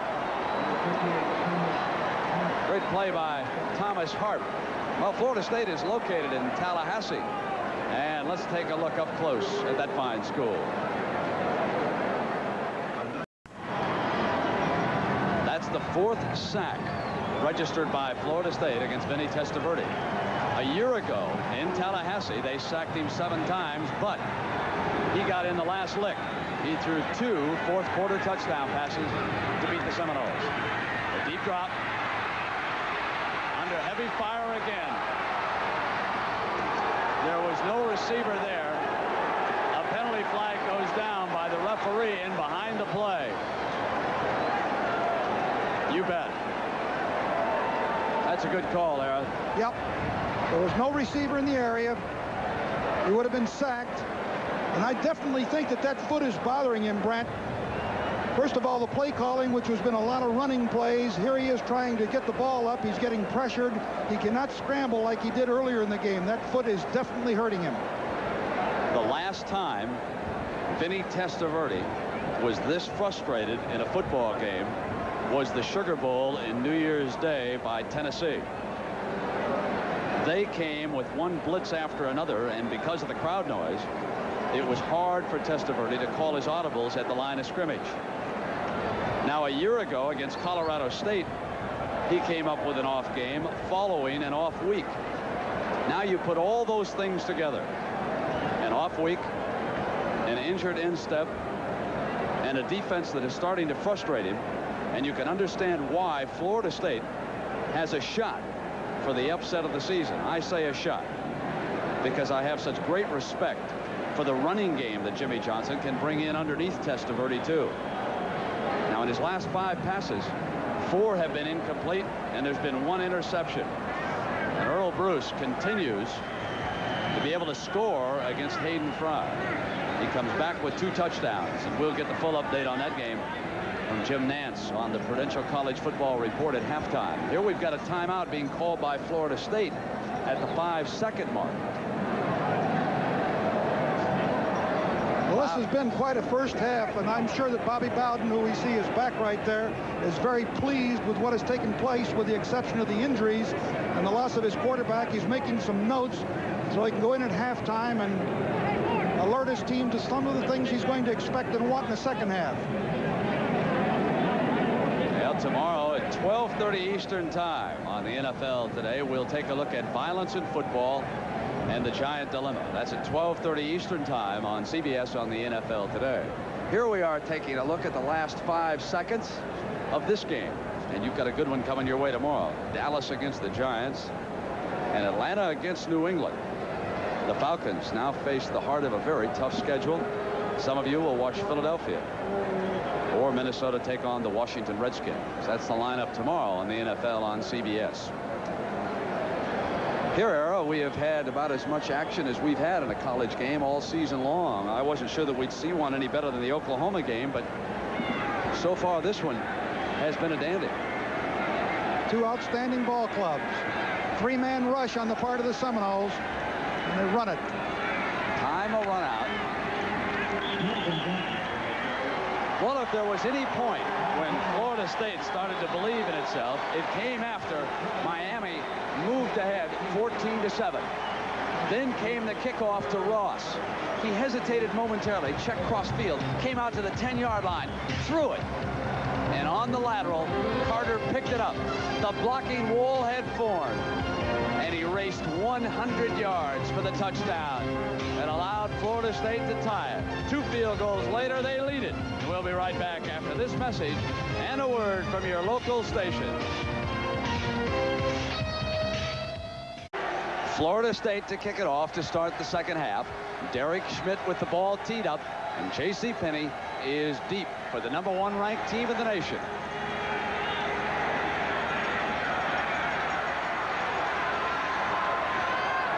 Penney looking for an alley.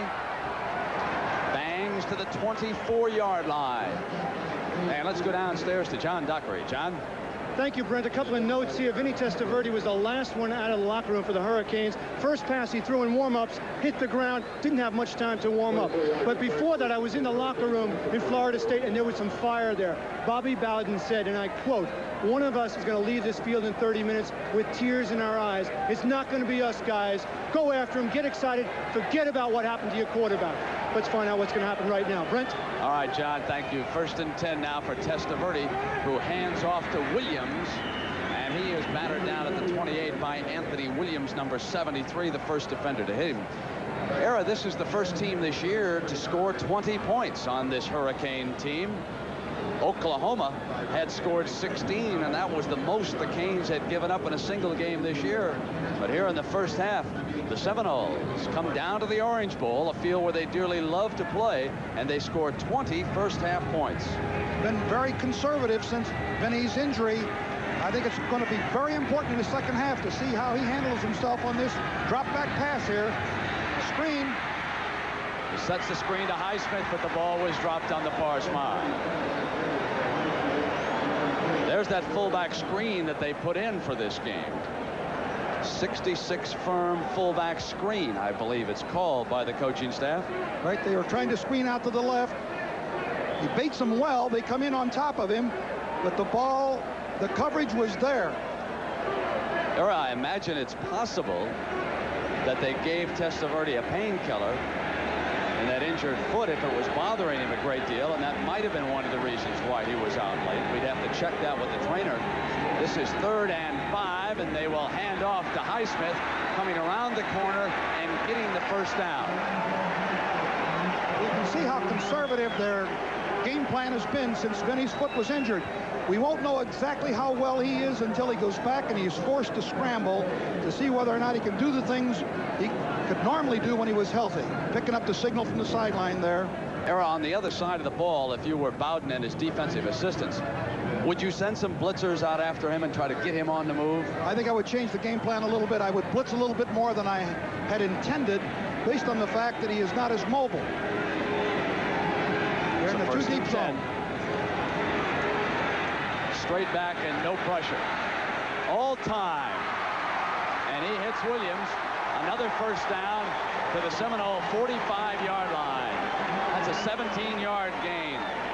Well, the coverage was good up to a point, but you can't give any passer as much time as Vinny had that time. You can see that they are 5 across here, and the linebackers with a 2 deep. But this time, they drop off with 4 deep. You see right there, there's 4 deep. The linebackers are trying to cover man-on-man. No one gets anywhere near Vinny, and he has all kinds of time. You just can't give him that much time. Warren Williams is the tailback. Testaverde calls the play at the line. Over the middle, and it is dropped.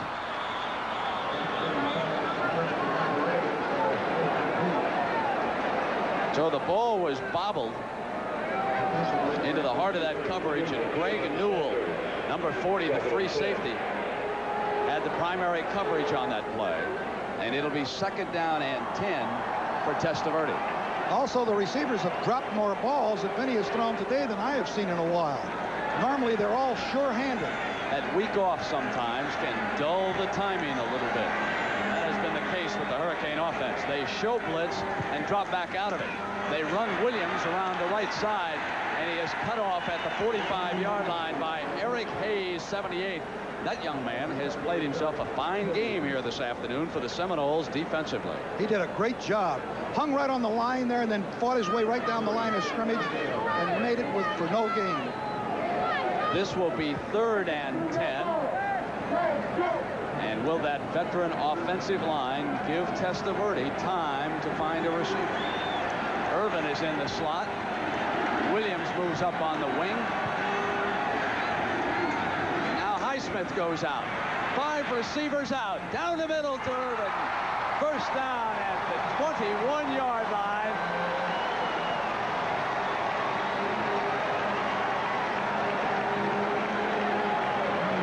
A 24-yard gain. Testaverde to Irvin.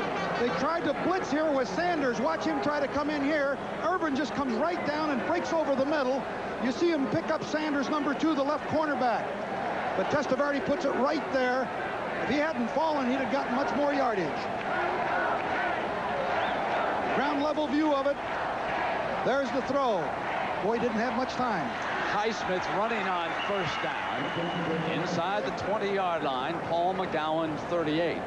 Meets him at the 17 and brings him down.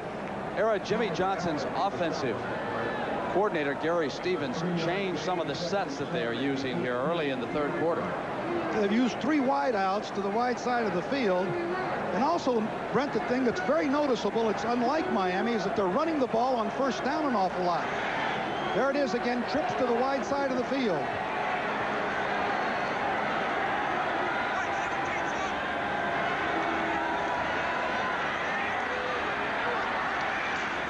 Highsmith stepped over a tackler and moved quickly to the 14-yard line, short of the first down, but it'll leave him 3rd and short. Eric Williams, 17, came up defensively. Boy, that was great running by Alonzo Highsmith. It looked like he's going to be stopped there for no gain, maybe even a loss. He's a great football player. That was all on his own. 10 times for those 48 yards here this afternoon. Big down.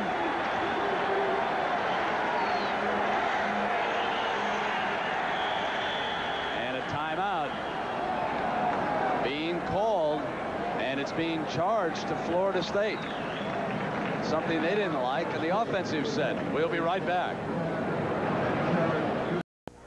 Derek Dodge, 28 in there. We're back at 10:51 in the 3rd quarter. 20-14, Florida State with a lead on Miami. Derek Dodge, the nickel man for the Seminoles, checking in and out of the lineup, and apparently that resulted in some defensive confusion, and Florida State used a timeout, leaving them with 2. It'd be a very costly one also as this game comes to a conclusion. Testaverde, there's blindside pressure, gets it off, and it's caught on the near sideline by Brett Perriman. So he'll move the sticks on that first down catch by Perriman. What a throw that was, Brent. He's moving away from the line of scrimmage. Look at this. No way that you can knock that down. A great catch. And throw it low and away from the defenders. And that's exactly what he does there. And he's moving better than I thought he could. That's a very good example that he did come out and move away from the pocket and away from the rush. First and goal at the Seminole 8. Bootleg to the left. Injury or not, Vinny Testaverde ties the game.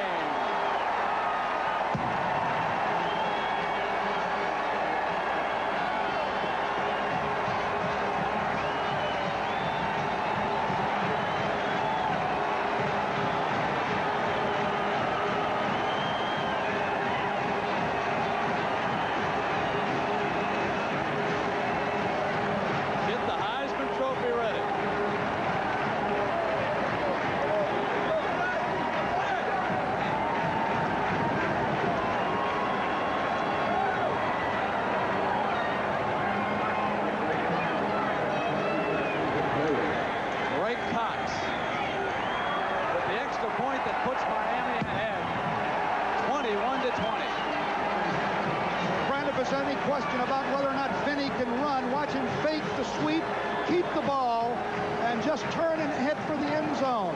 He doesn't appear to be limping on this play, runs it in, and we saw that on the sprint out pass earlier. And the man who made the block was the man who made the reception on the key 4th down.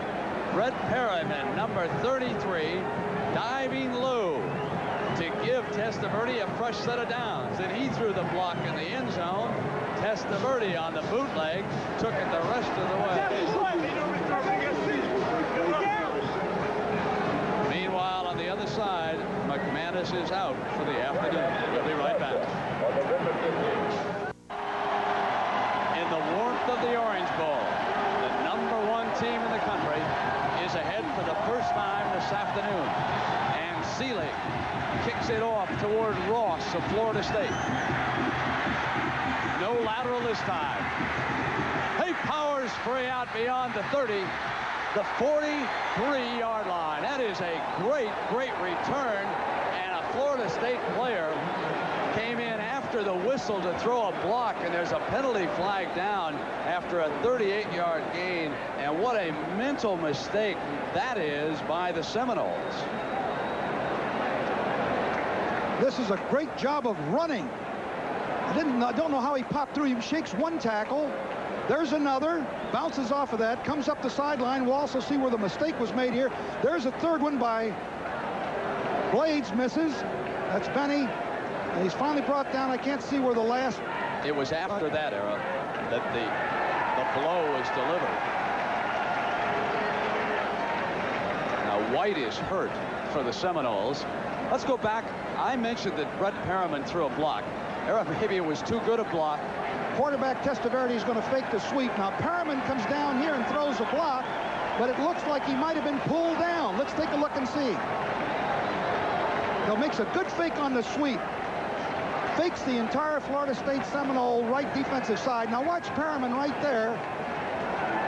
Down goes the defender. I don't know. Looks like a two-point takedown to me. Whatever, folks, it worked. Now, the personal foul penalty against the Seminoles brings the ball back to the 27-yard line. A very costly 15 yards, and because it was a dead ball foul, it is 1st and 25. Holloman and Floyd are the setbacks behind Willis. Off a fake, Willis throws complete on 1st down.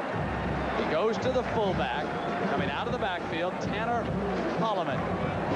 Rod Carter, the outside linebacker, 91, had him one-on-one as he released. But this will leave them 2nd and 22. Hardly worth the risk to throw the ball for 3 or 4 yards. The coverage was there. You want to throw the ball upfield, you got big yardage.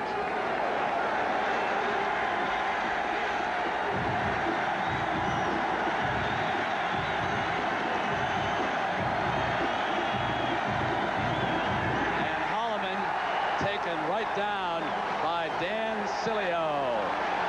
And the Stamford, Connecticut defensive lineman comes through and buries the fullback on that play. Sileo does a great job 93, right there, comes down to the inside. The Trapper is knocked off and just pulverizes Holloman. 3rd and 22. Miami goes to 5 defensive backs.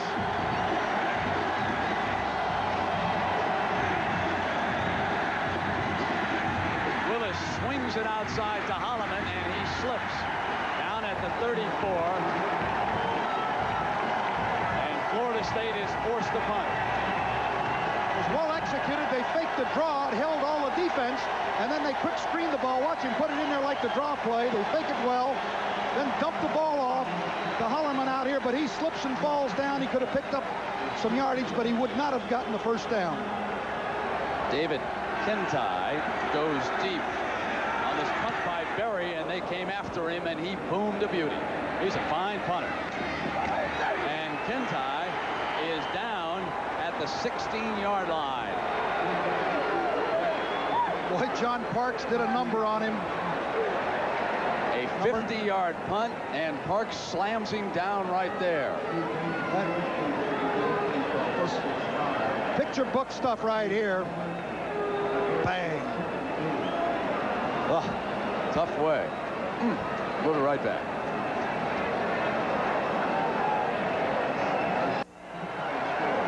The defensive unit of Florida State, and they must answer the challenge on this series. Miami leading by a point, and they run Highsmith on 1st down. Paul McGowan, 38, stepping up in there defensively along with several of his teammates. So if they can hold right here and force Miami to punt or get a turnover, then spirits would rise. But if Testaverde and the Canes go the long way this time, this game could break wide open. That's the 13th time that they have run on 1st down, Brent. It changes their game plan. Testaverde will throw on 2nd and 8. There's a penalty flag down, almost intercepted. But there is a marker down. Felton Hayes, 46. Outside linebacker, dropped back in his zone. This is not a sharp performance by the Canes here this afternoon. They were favored by 2 touchdowns. Right now they are battling for their lives. After having won their first 7 games, they are ranked #1 in the land. Boy, that could have been a big turnover there. I'm not so sure I would have taken that 5-yard penalty, Brent. I think I would have taken that down. I think the down was more important. Look at here, they're trying to switch defenses. They're going to have people on and off the field.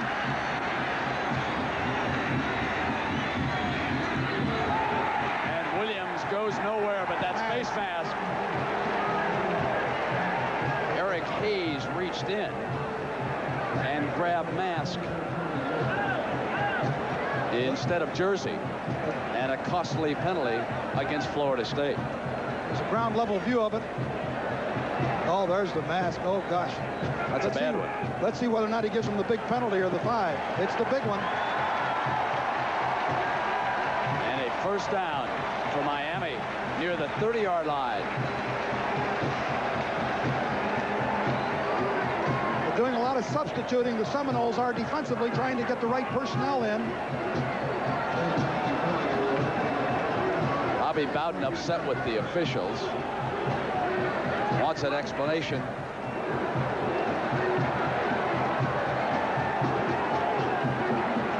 Now he's got it. He'll go back to the headset on that far side. On 1st down, Highsmith out to the 32-yard line, and Fred Jones, 55, who has been relatively quiet here this afternoon, stepped in there and hit him.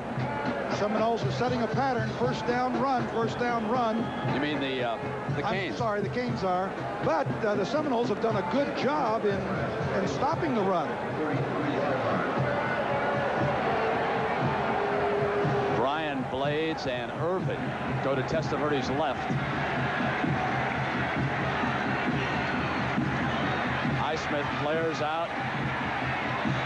Blades incomplete. Great defensive play by Eric Williams, number 17.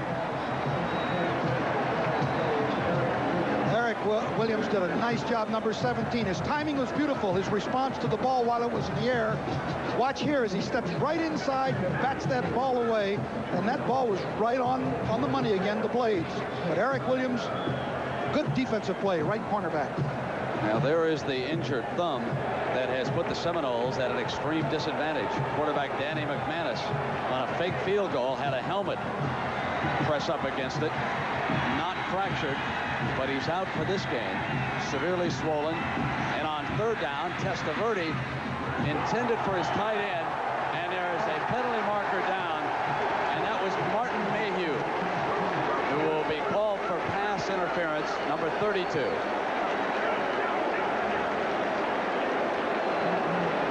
Again, it was man-to-man coverage with two deep.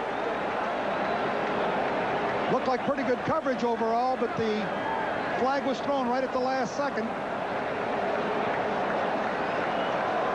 Bowden again furious. He threw the headset. Now the hat goes down.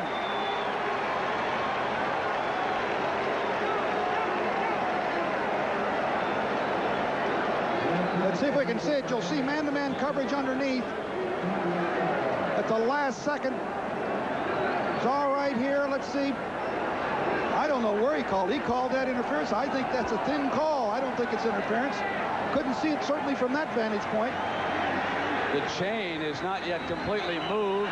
Now an offensive tackle jumps offside. That was Scott Probin who moved. And it's getting a touch sloppy here in the Orange Bowl.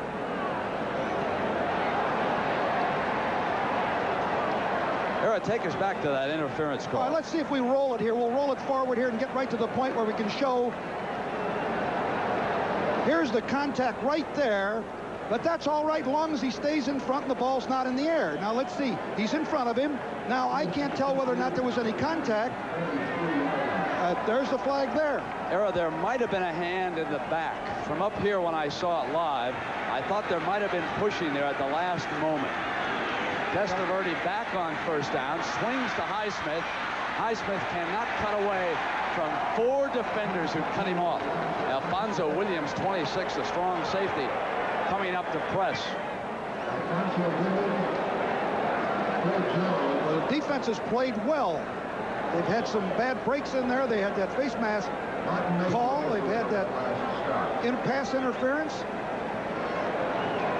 And now they have forced them into a second down and 15 or 16 yards.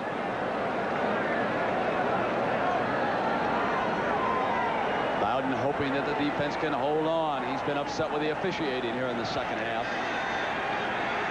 Irvin slotted to the right.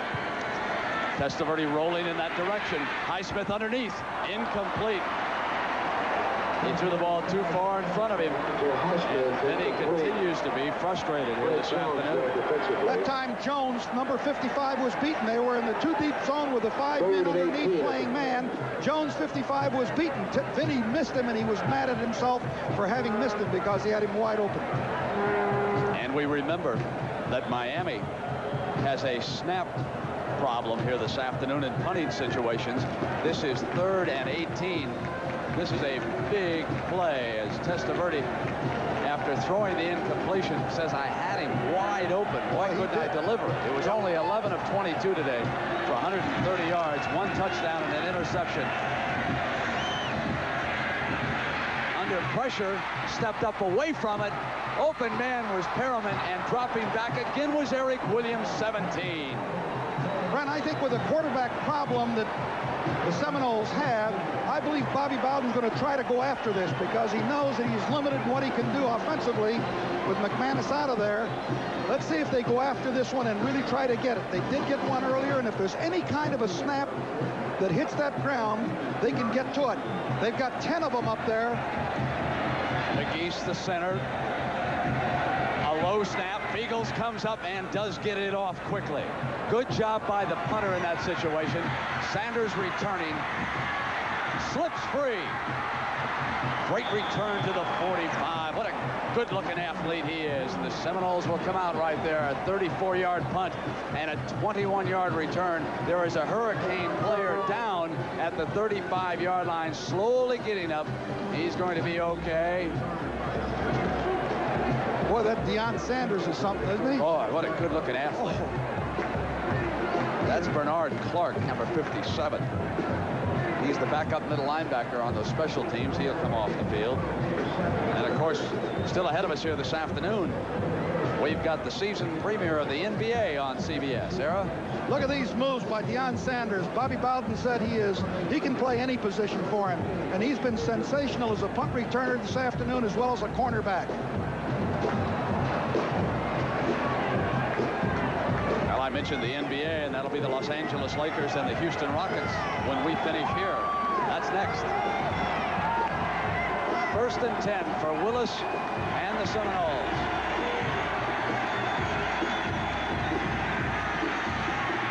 Jerome Brown was incomplete. The All-American defensive lineman broke through his block that time and pressured the freshman quarterback, Peter Tom Willis. And it's going to be hard going for Bowden's offense. Well, Brent, I think they were trying to hit a quick screen out to the left. The linemen were sliding over, but the timing was off, the coverage was there, and they just didn't have a chance to do anything. Boyd is the tailback.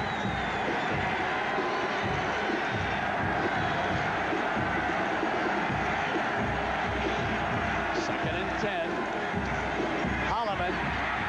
Great tackle by Rod Carter, number 91. Now that's looking more like the Hurricane defense that only gave up 256 yards and only 99 a game rushing. They're starting to settle in. Granted, it's awful tough without your top quarterback, but this defense only gives 11.9 points per game. And they've already given 20, but they're starting to really tighten up. They are only 3 of 10 on 3rd downs against this defense, and this is 3rd and 12. Incomplete. Batted away by George Myra Jr., number 45, and now Bowden wants interference called the other way. He said, I want consistency. Why does it go that way and not our way? What's the difference? You tell me now. You saw that. Was there pushing behind? Come on. You drop it on them. Let's get it for me. Just give me the same call you gave him, all right? That was verbatim, Brett. Absolutely verbatim. Here it is. Let's see whether Myra makes a great play or whether or not there is interference. Well, it's close. He made contact just as the ball got there. Gets it off under pressure. The Canes were coming at that punt. It's down to the 25, and Florida State saying that Miami touched it, but the officials say no, they didn't. They let the ball bounce free. It'll be Miami's ball when you come back. 4:37 in the 3rd. 31-yard punt is down at the Miami 25. Jerome Brown is fierce when he turns it loose, and watch the below he delivers there to the freshman quarterback. It was up a touch high, however. You might have called roughing the passer in that situation too. It is 1st and 10 for Testaverde. 21-20. He leads Florida State. Bratton is in the game. They fake to him. He gets it off. Intercepted. Number 16, Sanders, picks one off for the Seminoles. And he is smacked down from behind right there. Boy, what a tackle by Blades. Now some words are exchanged. That was Brian Blades, who came back on Tracy Sanders and slammed him down. But there's the turnover that Bowden needs. Again, it was not a good throw by Vinny. I don't know who he was throwing it to. He waits and waits, and finally, just before he gets hit, I don't know whether he apparently did not see. That's Alfredo Roberts, number 87, with his back to him. And, of course, the ball was thrown poorly. Apparently did not see the defender. The only conclusion I can come to, because he's too good a passer to throw it to Tracy Sanders. Now Willis with 1st down, and his offensive line jumps across the line of scrimmage. And they'll be penalized, and they continue to make damaging mistakes. Let's go downstairs to John Dockery. John? Thank you, Brent. Remember before the game, they were concerned about Jerome Brown. being in condition. He hasn't played much in the last month. Well, I asked him before. He said his condition's fine, but that he now has 2 turf toes, but he was okay. Also, Coach Davis, the defensive line coach, tell him to freelance. Take either side of the center, do your thing, and go after the quarterback, and it seems to be working. Interesting to watch him on this series, number 98. Now back to you, Brent. All right, we'll be taking a look at him.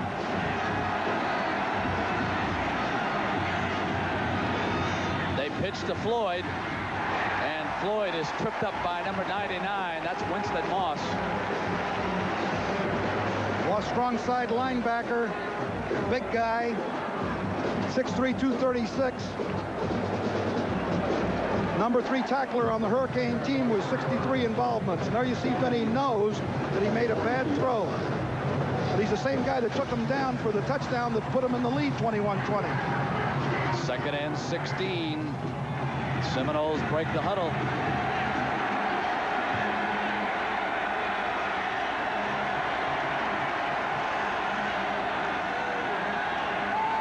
Rolling to the left. Throwing in underneath to Carter, the tight end. He's inside the 35, but they have to get to the 26 for a first down. So this will be a 3rd down play coming up. This is a good sprint out here. There's a double team on Jerome. They got him that time. Cumberland got him, and there's a good throw right there. Excellent throw. Now we get an isolated look right here as these 2 men will take Jerome Brown on right there. Tomberlin right there, 300 pounds. He's doing the job on him there. Here comes 3rd and 7. Dexter Carter, number 13, checks in as an extra wide receiver. Quick screen. And they get it outside to Holloman, the fullback. First down. Great lunge there to the 25-yard line. And that gives the Seminoles a first down on that 3rd down situation. This is well executed here. It's a quick fake the draw, come back to the outside. Watch here. Fakes a little draw play in there. Now he gets the quick screen. I thought Myra, number 45, might get to him here, but he gets to the corner and gets the first down before Myra can stop him, and they've got a first down at the 25-yard line. And again, a play we have not seen is any kind of an end around or a reverse.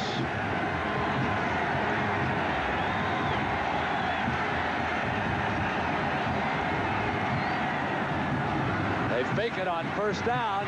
Willis goes for the touchdown. Incomplete. Gainer have his hands on that ball, and look, it's on the far corner. It looked like he was going to make a sensational catch. Benny Blades, 36, took Gainer into the corner of the end zone.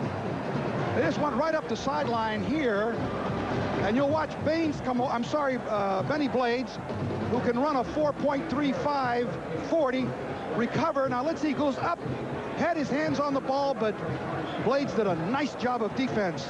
Here's another shot right there going up. Gainer's got his hands up there on the ball, and there is the job by Blades knocking it away. Great work. Carter lines up at tailback. They pitch it to him. No running room. Number 94 leads the assault, Greg Mark. Great play by Mark. Also took him back far enough that it might be it'll be a 50-yard field goal if they don't make anything on this next play. See here, just a pitch sweep, but there's no chance with the penetration that comes here. There's Mark, number 94, right up in his face there. No chance. And also a loss that could make the difference in the field goal opportunity that could give him the lead.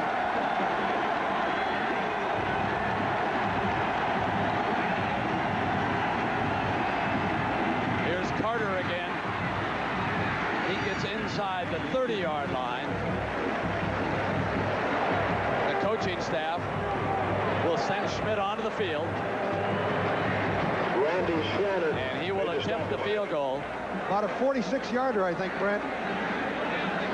See where he marks it down. Schmidt has kicked 2 already here this afternoon for the Seminoles.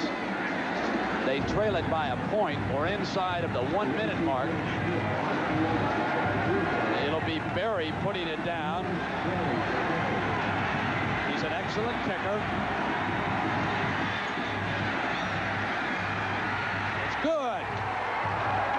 Boy, did he pop that ball. A 45-yard field goal by Derek Schmidt moves Bobby Bowden's Seminoles back into the lead here, 23-21. Brent, he could have had another 15, 20 yards that time, and he would have made it. I'll tell you something else that impressed me about him. The holder did not get it down perfectly, and Schmidt held off and waited for his placement and then whacked it through the uprights. One other very important thing, within 43 seconds, the Hurricanes will get the wind, and it has picked up considerably since the beginning of this football game. Well, let's present this week's Toyota Leadership Awards to those players who have been singled out by the coaching and faculty staff for outstanding performance in the areas of team contributions, academics, and citizenship. And today's winners are David Palmer from Florida State. David is a junior pre-med major. He has a 3.4 grade point average. And Bill Hawkins from Miami. He's a junior finance major with a 3.2 grade point average from nearby Hollywood, Florida. And Toyota will donate a check in the amount of $1,000 to each of the school's general scholarship funds. And congratulations to both of those student athletes here this afternoon. The ball is on the tee for Schmidt. Florida State leading number 1. He whacks it in the direction of J.C. Penney. He'll come out. Trying to swing outside, and he is down at the 14-yard line. Martin Mayhew, 32, just would not yield on that special team. He stayed in his alley, cut him off, and would not let him get to the outside. So later, after this action, we'll take you out to Houston. Dick Stockton and Tommy Heinsohn will be there for the Lakers and the Rockets. Boy, what a great Western Conference final they waged last year. And in tomorrow at 12:30 Eastern Time, we'll have the NFL Today coming your way. Is there too much violence in NFL football? We'll take a look at that. The Giants' dilemma tomorrow is one word. Make it 2 words. Dallas Cowboys. 1st and 10. The handoff to Bratton. Bratton powers out beyond the 20-yard line. Felton Hayes tripped him up, number 46. So it'll be 2nd down for Testaverde, who has been struggling, and Bobby Bowden doing it with Mears and a freshman quarterback here this afternoon. Well, Benny will be picking up the wind in this 4th period. Will be very important, but they do not have very good field position at this stage. They'll be content. Bring it down here, and now they will have the wind at their backs. We'll be back after this message and a word from your local station.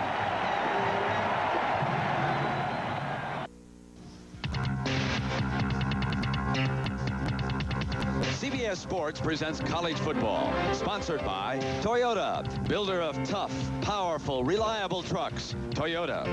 Apple Computer, makers of the Apple II, the educated choice in personal computing.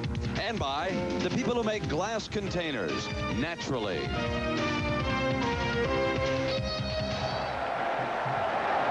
"15 minutes to stay number 1. 2nd and 4 for the Hurricanes.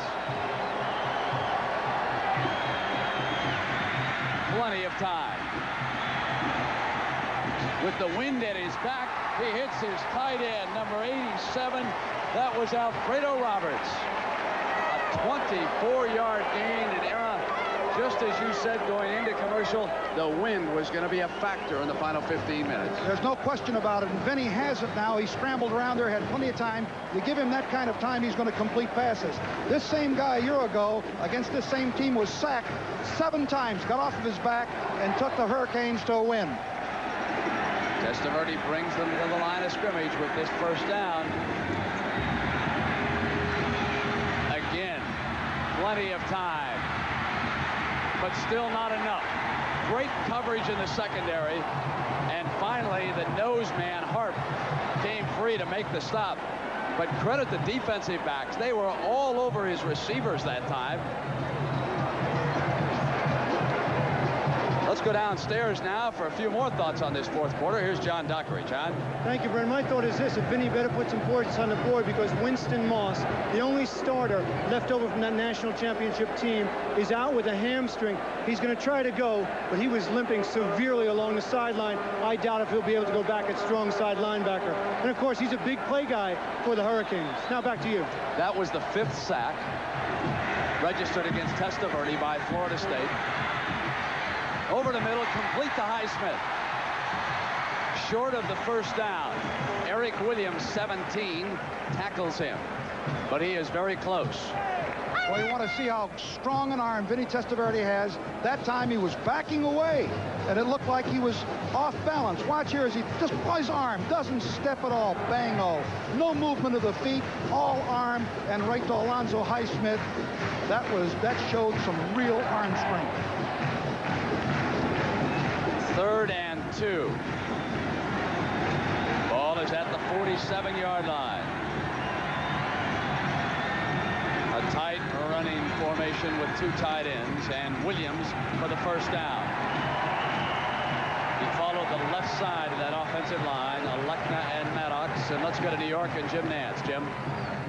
All right, Brent, at halftime, we told everyone that Columbia is in the unusual position of leading a football game. Here, Dan Bowditch breaks away for the Lions and goes in for the score, and Columbia could be breaking their 30-game winless streak. Let's go back to Brent Nera.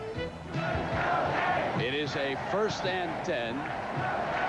The ball is at the 42-yard line.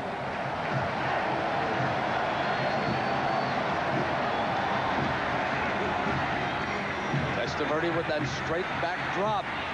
Incomplete. He wanted Irvin.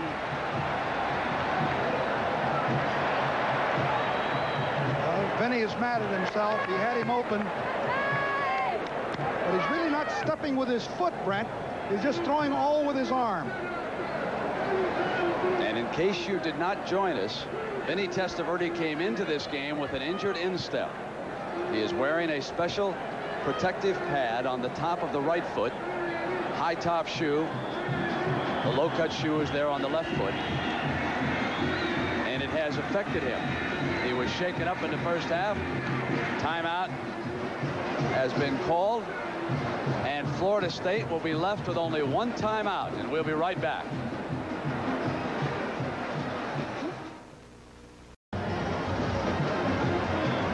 Here in the Orange Bowl, we have 12.5 minutes to play. Miami trailing Florida State. And this is a 2nd and 10 for Vinny Testaverde and the Hurricanes. Ball is at the Seminole 42. For Blades, breaks free and he's out of bounds at the 20-yard line. That's a 22-yard gain. Testaverde to Blades. Beautiful throw and a perfect throw against the double zone. Up the sideline. You come up to the, you'll see him come right up the sideline here and beat the defender. There he is. Now watch. The ball is perfectly thrown before the deep secondary guy who has a half of the field can get there. The perfect route against that defense. If Blades could have stayed in bounds for about half a step, he would have zipped into the end zone. Calling an audible at the line.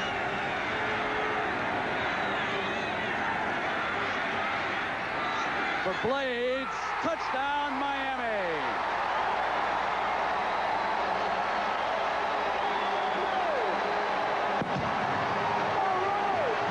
Showing you why they're number 1.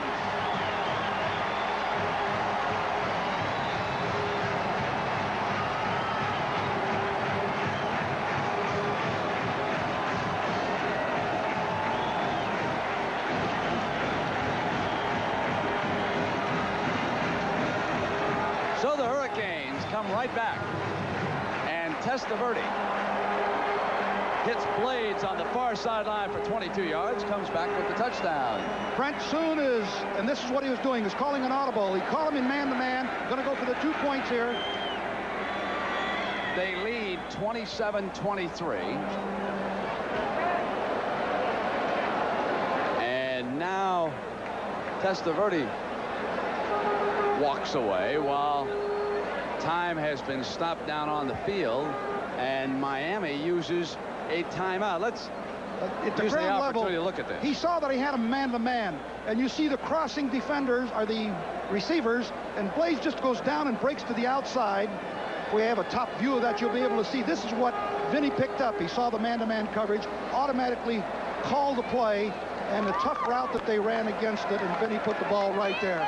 Here's a top shot of it right here. You'll see he catches a man-to-man. They go down and break out, and you'll see that they can't stay him one-on-one. He goes down, breaks to the post, and breaks to the flag. And look at this pass thrown perfectly before the defender can get his hands on it. That was Eric Williams. Just didn't quite get there. During the timeout, they substituted tight ends, but Coach Jimmy Johnson and Testaverde are conferring with the referee at the 20-yard line.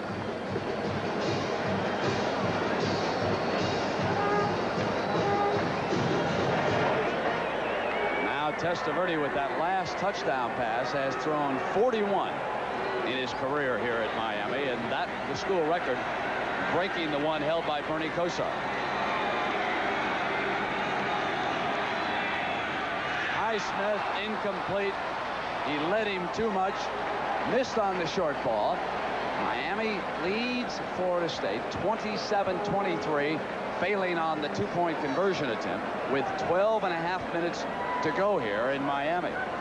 Well, it was a perfectly executed touchdown play. They came back for the 2 points. You see Vinny there shaking his head.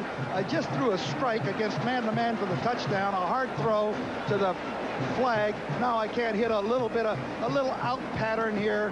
You'll see, here's that touchdown. You'll see he catches him in man-to-man here. And you'll see Blades will go down and break to the outside. He'll break here, and they can't cover him. Watch here.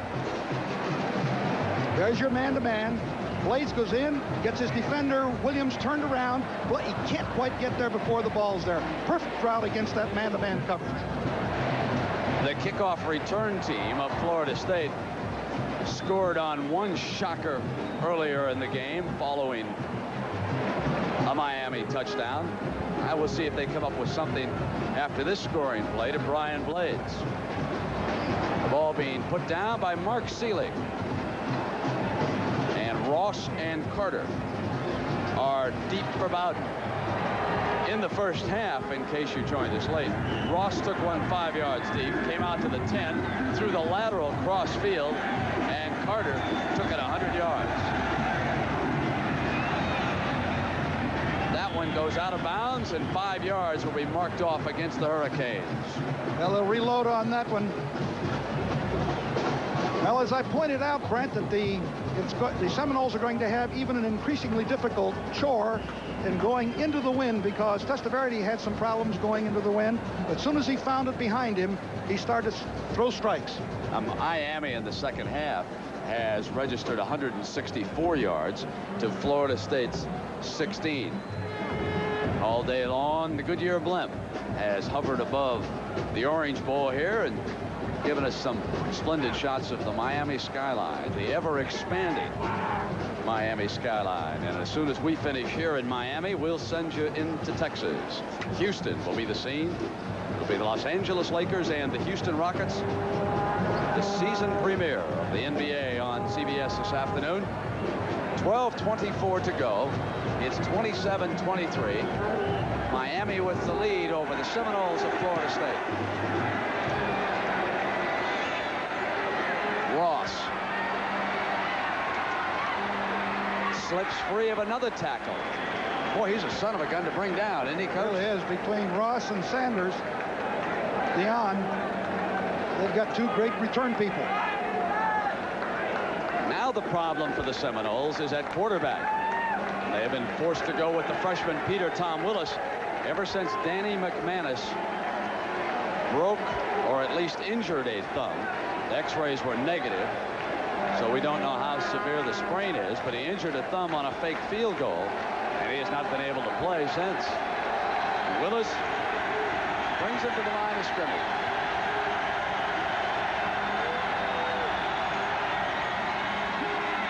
Good fake. Right completion coming out of the backfield that time. It was Victor Floyd hitting for the first down. He is 8 of 12, and that was a 19-yard gain, and that gives him 71 yards. They make a great fake to the inside, and of course he comes right from this spot right there, and he has enough time. He almost gets sacked. There's the trap fake, and you see him go around. That's Floyd coming around. There he is right in the seam, and Willis throws a nice ball in there. That was a very fine pass. If Willis can pull the trigger, Bobby Bowden will give him the plays to work with. He's got some offensive mind. Deep drop, underneath, batted away. Great play by Jerome Brown, the All-American defensive lineman. He had the time, and he had the receiver open. At that time, Brown just knocks the ball down. There he is. You'll see the receiver come from your right. He delivers the ball. Looks like he's going to be open right there. But look at Brown knock that ball down. And Darren Holloman thought he had a reception and wound up with empty. This is the play previously. After the ball is delivered to Floyd, he gets jumped on by one Danny Stubbs. It is hard going against this defense. 2nd and 10. Here comes Floyd to the 48-yard line. It'll be short of the first down. Bubba McDowell, 48, bringing him down. Sammy Smith was injured on the opening series, and he has not played since, even though he did put his uniform back on. Now let's see what the Seminoles come up with. They've got 3rd down about 4. A tough call.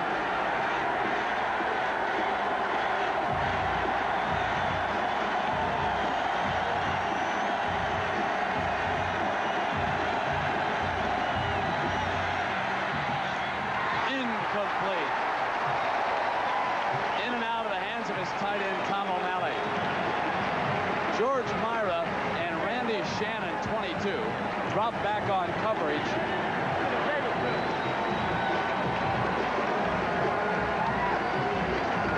So Berry will punt it for the Seminoles with 10:54 on that clock. Miami leading by 4 points. David Kintai set to return. Good punt. Signals for the fair catch, but he's going to let it go. And the Noles down it right about the 7-yard line. A 41-yard punt by Berry. We'll be right back to the Orange Bowl. Back in the Orange Bowl, and a punt by Lewis Berry. We'll have the Hurricanes playing a little conservatively, you would think. Leading 27-23, I say think because you can never be too sure with Testaverde. He'll run Bratton. Bratton gets out beyond the 10-yard line. They must go to the 17 for a first down. Paul McGowan tackling Bratton. Bratton and Highsmith are in the backfield. Testaverde is backed away from his teammates to take the signal from the sideline on the play that offensive coordinator Gary Stevens has called upstairs. Got to be very careful down here. Hang on to the football. They don't want any turnovers. Here is Bratton, short of the first down and the 15-yard line. So it will be a 3rd and 3 with Kevin Grant, 47, stopping Jimmy Johnson's tailback.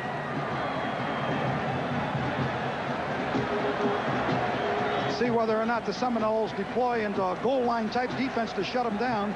If Vinny finds that, he can pick a man-on-man, man-to-man coverage, and he may audible to it. Let's see what they're doing defensively. No, they're not going into a goal line look. Testaverde uses a timeout. Only one timeout left for the Hurricanes and one for the Seminoles. We'll be right back for the last 9:25 in a moment. Between Florida State and Miami, we have 9:25 to go. 27-23. Miami with the lead. This is a 3rd and 3. Testaverde bringing them to the line of scrimmage.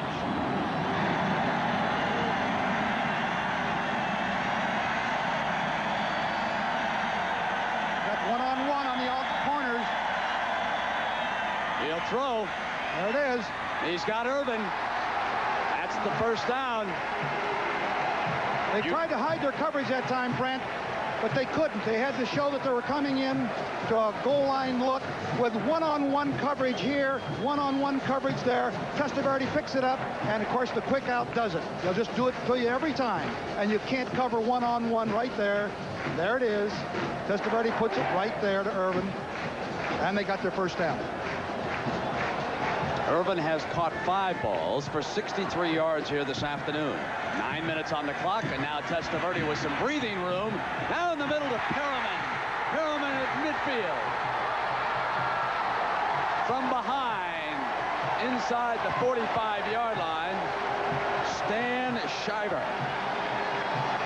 Got a hand on him, or he might have gone the distance, but it was a 39-yard gain by Perriman, who injured a hand on the play.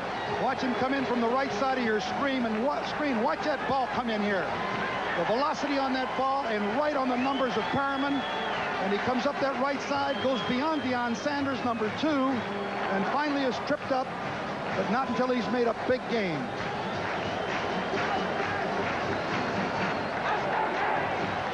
Perriman right here as he breaks across. There's the ball. Look at that throw. That's a beautiful throw. Testaverde calls the audible on first down. They have lost Highsmith to an injury. Darrell Oliver has checked in at fullback. He hits Irvin inside the 35. Let's go downstairs to John Dockery. John. Thank you, Brennan. When Florida State gets the ball back, that man, number 5, Chips Ferguson, will be the quarterback. Bobby Bowden came over to him moments ago and said a few words in his ear, because when Willis came off the field last time, he talked about him getting the ball to the receiver too late. Willis was just sitting with his head down along the bench, so we will have a change at quarterback for Florida State, it appears. Now back to you, Brent. This is 2nd down and 4 for Testaverde. Calling the play, even using a hand signal in case someone cannot hear. Drops back. Irvin. It'll be down there at the 7-yard line. Testaverde to Irvin. 28 yards. They were in 3 deep zone that time, and he just picked them right between the two. This deep safety man, you'll see here, he'll come down and break right in. They'll walk into a 3 deep with these men involved in the coverage. And watch him split that zone. They'll just come right straight up the field, break to the inside, and look at the ball right there before the safety man can get over there. Perfect throw, great call, and great route. And the Hurricanes slowly moving into command of this one. 6 straight completions by Testaverde. A little inside handoff to Williams, who busts inside the 5, and Paul McGowan brings him down there. It's been a very impressive drive by the Hurricanes. Started back on their own 7-yard line after Bowden's punter buried them down there. And that 3rd and 3 was a key play on it. They would have been forced to a punting situation. But Benny hit him on an audible. Highsmith is checked back in on this 2nd and goal. Williams runs behind him, and he is short as he tried to twist free. Boy, that Highsmith, can he open a hole? He led the way through there. Bratton comes off the bench. This will be 3rd and short. Bratton has the capability of diving up over the top. There is Williams trying to swing free, and it was whistled dead. You have to watch for number 5 at 3rd and short to come right over the top in this situation for Miami. There he goes. Thrown back at the goal line. The Seminoles were ready, and it will be 4th and goal. Jones and McGowan stood tall. The 2 linebackers come right in at the goal line, and they stood him up there. They would not yield, and it is 4th and goal. What a great job defensively. You'll see Bratton dive right there, but you can see everybody in there. Looked like 40 Greg Newell was the key guy. Bowden's defense gave up a touchdown to Jimmy Johnson's Testaverde on a bootleg in an earlier situation. This, though, is 4th and goal. Oliver checks in. Then he runs it.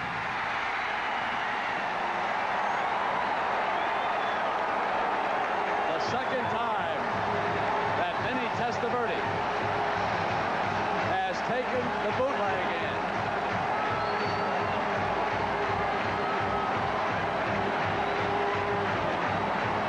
That was a tremendous fake to Bratton. The hole there on the right side. Then he put the ball on his hip and took it for 6 more. Great call.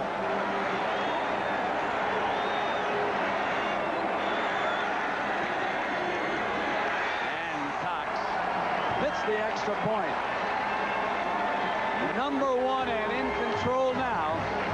34-23 over a game that an undermanned Florida State team. Watch as Testaverde delivers the fake, the ball in the other hand, and he runs it in.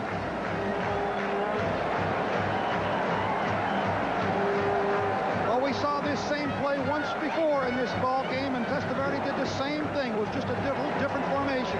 He fakes the hand to Bratton, and here he walks into the end zone. He knows he's got the corner. Now you're looking at it at ground level from the defense. Great fake. They're all going one way, and Vinny's going the other. Miami leading by 11. 5:20 to go. And a third quarterback getting ready for the Seminoles. Chip Ferguson, who lost his starting job to Danny McManus several weeks ago, is due to come on. McManus suffered a hand injury on a fake field goal in the first half. Here, if there is any play in the whole season that Bobby Bowden would dearly love to have back, it's that fake field goal. Yes, when he tried to go for the 4th down and relatively long yards and started taking the 3 points. And of course, there are a number of things that happened. I think he probably would like to have McMahon back.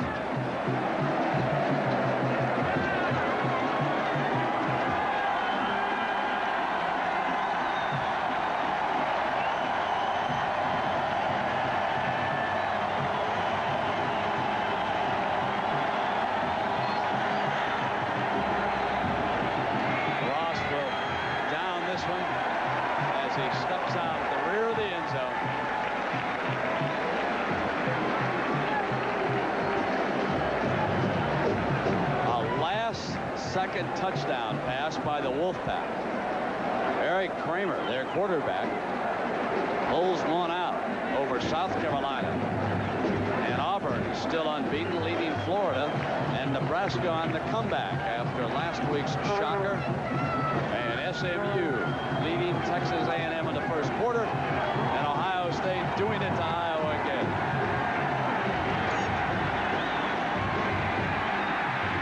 Chip Ferguson will not get it off because Dan Stubbs put a saddle on him and rode him to the ground.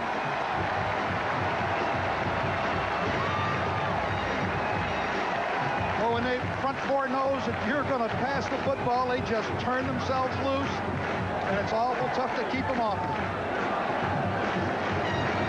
Moving quickly is Ferguson. Again, he's under pressure and will not get it off. Danny Sileo, number 93, led the rush that time. I wouldn't want to be the quarterback in there right now. They're all turning loose. Sileo, 288 pounds. Jerome Brown, 285. Stubbs, 241. And Ferguson is wondering, Coach, can't we please run the draw play right now? One time, right. Disappointed freshman Willis, who stepped in behind McManus, who left with that injury. Number 1 and stomping and storming right now.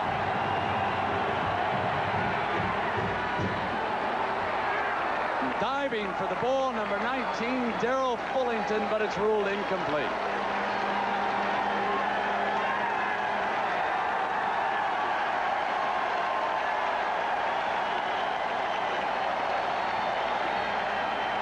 3 downs and out. Well, this has been quite a quarter for the Hurricanes. And a shaky second quarter. And also a moderate third quarter. But boy, if they come back in this fourth period, mark of a champion. And Barry gets one off the side of his foot. Gets a roll out near the 40-yard line. But he did not hit it well. A 34-yard punt. And the Canes will be coming back for a big one in a moment. Came up a little short, Era. It was tough going after he lost McManus.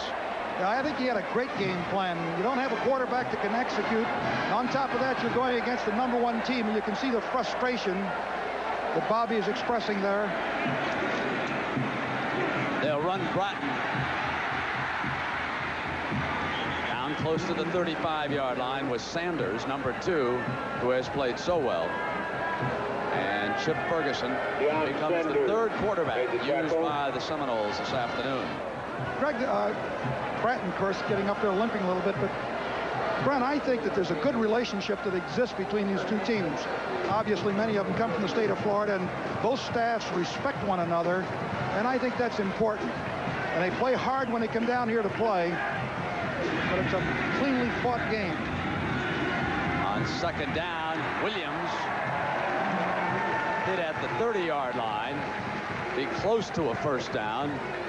That's the hand that turned this game completely around. Danny McManus was moving the offense. Seemed to have a great feel for the defensive pressure. And on a fake field goal, that thumb was jammed by a helmet. And he has not been able to play. Those are impressive numbers. That was back in the opening quarter. Williams outside for the first down. The clock down to 2:30. It's an 11-point lead by Miami. You know, Brent, if you're going to be a national champion, and certainly this is what the Hurricanes would like to have, you've got to get by a game like this, a game where maybe you're not playing your best in some of the quarters and you're going against a doggone good football team. You got to get by a game like this. Every team that's been a national champion has had a game where they've bailed it out in the third or fourth period, and certainly Miami has done that here.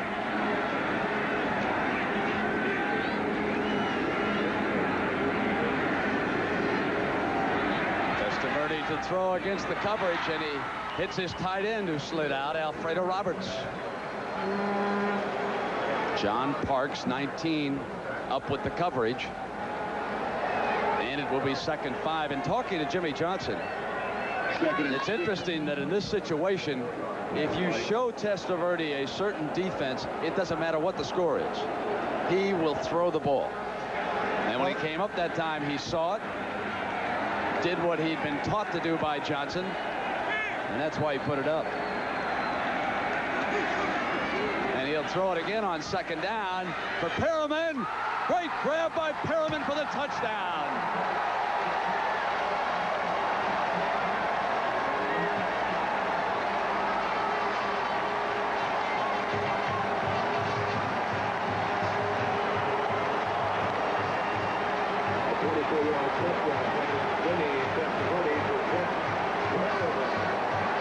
#1 and going to stay that way. Vinny Testaverde shakes off that foot injury, and what a second half show he puts on. Just one-on-one again, and it's awful tough to take Miami one-on-one. The ball's right there. Eric Williams just can't quite get to it.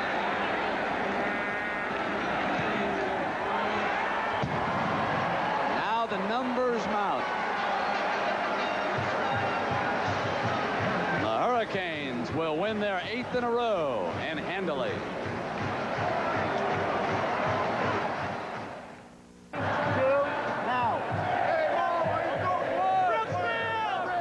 No doubt about it.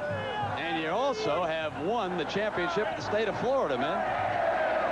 Beat those Gators earlier this year, and now you're whacking the Seminoles. Here's Ross in the end zone. Boy, he can put that kick in the corner of the end zone about as well as any kicker we've seen. Well, going to have to move him back, I guess. Brett, you made a great catch down there. A lot of folks were happy about that, and some weren't. 1:27 to go. I'll tell you, whatever they gave Testaverde at the half, I want some. He comes back with that injury and goes 14 of 21 for 224 yards and 2 touchdowns. It's been quite an exhibition by Testaverde in this second half. We didn't know whether he was going to be able to go or not with that foot, but under pressure he did it. There's a handoff by Ferguson to Floyd. He runs out to the 36-yard line. Benny Blades brings him down after a 16-yard gain. Boy, he lit it up here.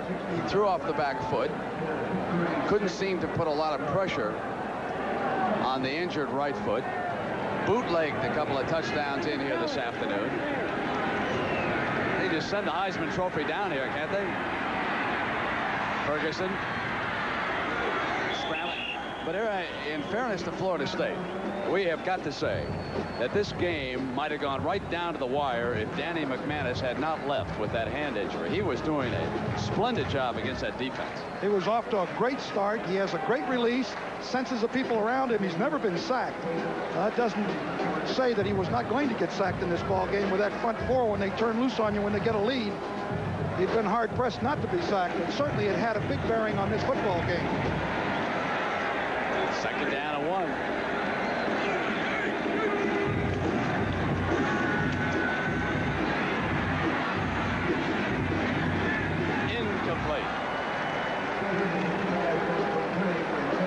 Oh, there was that pass for DeMary. He is a young man out of the Miami area. And Bain was there on the coverage. Tolbert Bain delivered the most important blow of the game inadvertently when his helmet smacked into the throwing hand of McManus, who was running on that fake field goal, an era, as you pointed out at the time, he shouldn't have been running with the ball because he had the fullback open for a quick pop pass coming out of there. And let him turn loose for it. That's next, the Lakers and the Rockets. Rematch of the Western Conference Final, overthrown and incomplete. And the final seconds will tick away here, and you'll get a look at the two teams that are favored to wind up in the Western Conference Championship again, the Lakers and the Rockets. But the question about the Lakers is their age. Can Kareem Abdul-Jabbar hold up again? And how about A.C. Green? How much playing time will he get? Meanwhile, the Rockets today will be without Ralph Sampson. He is out for 4 games because of an injury. And they will be testing a couple of new guards.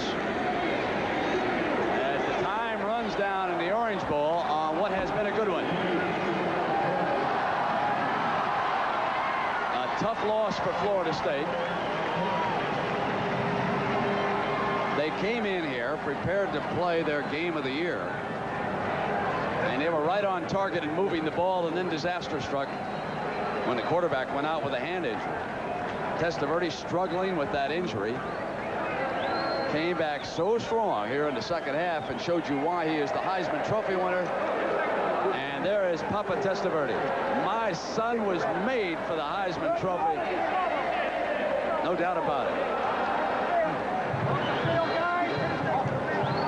This is the biggest win by Miami over Florida State since 1976 when they beat them 47-0. He'll get a trophy and he'll wind up the first player picked in the NFL draft. And he did it with some pain here this afternoon. He showed you a lot of courage here today.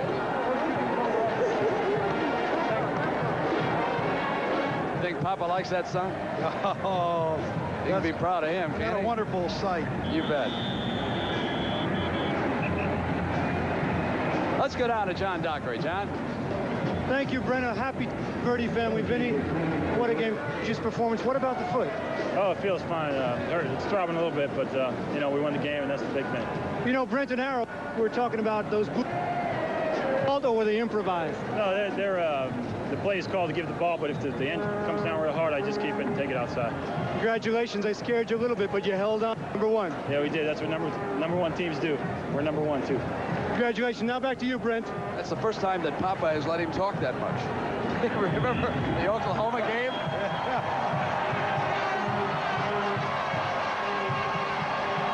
right back after these messages from your local station.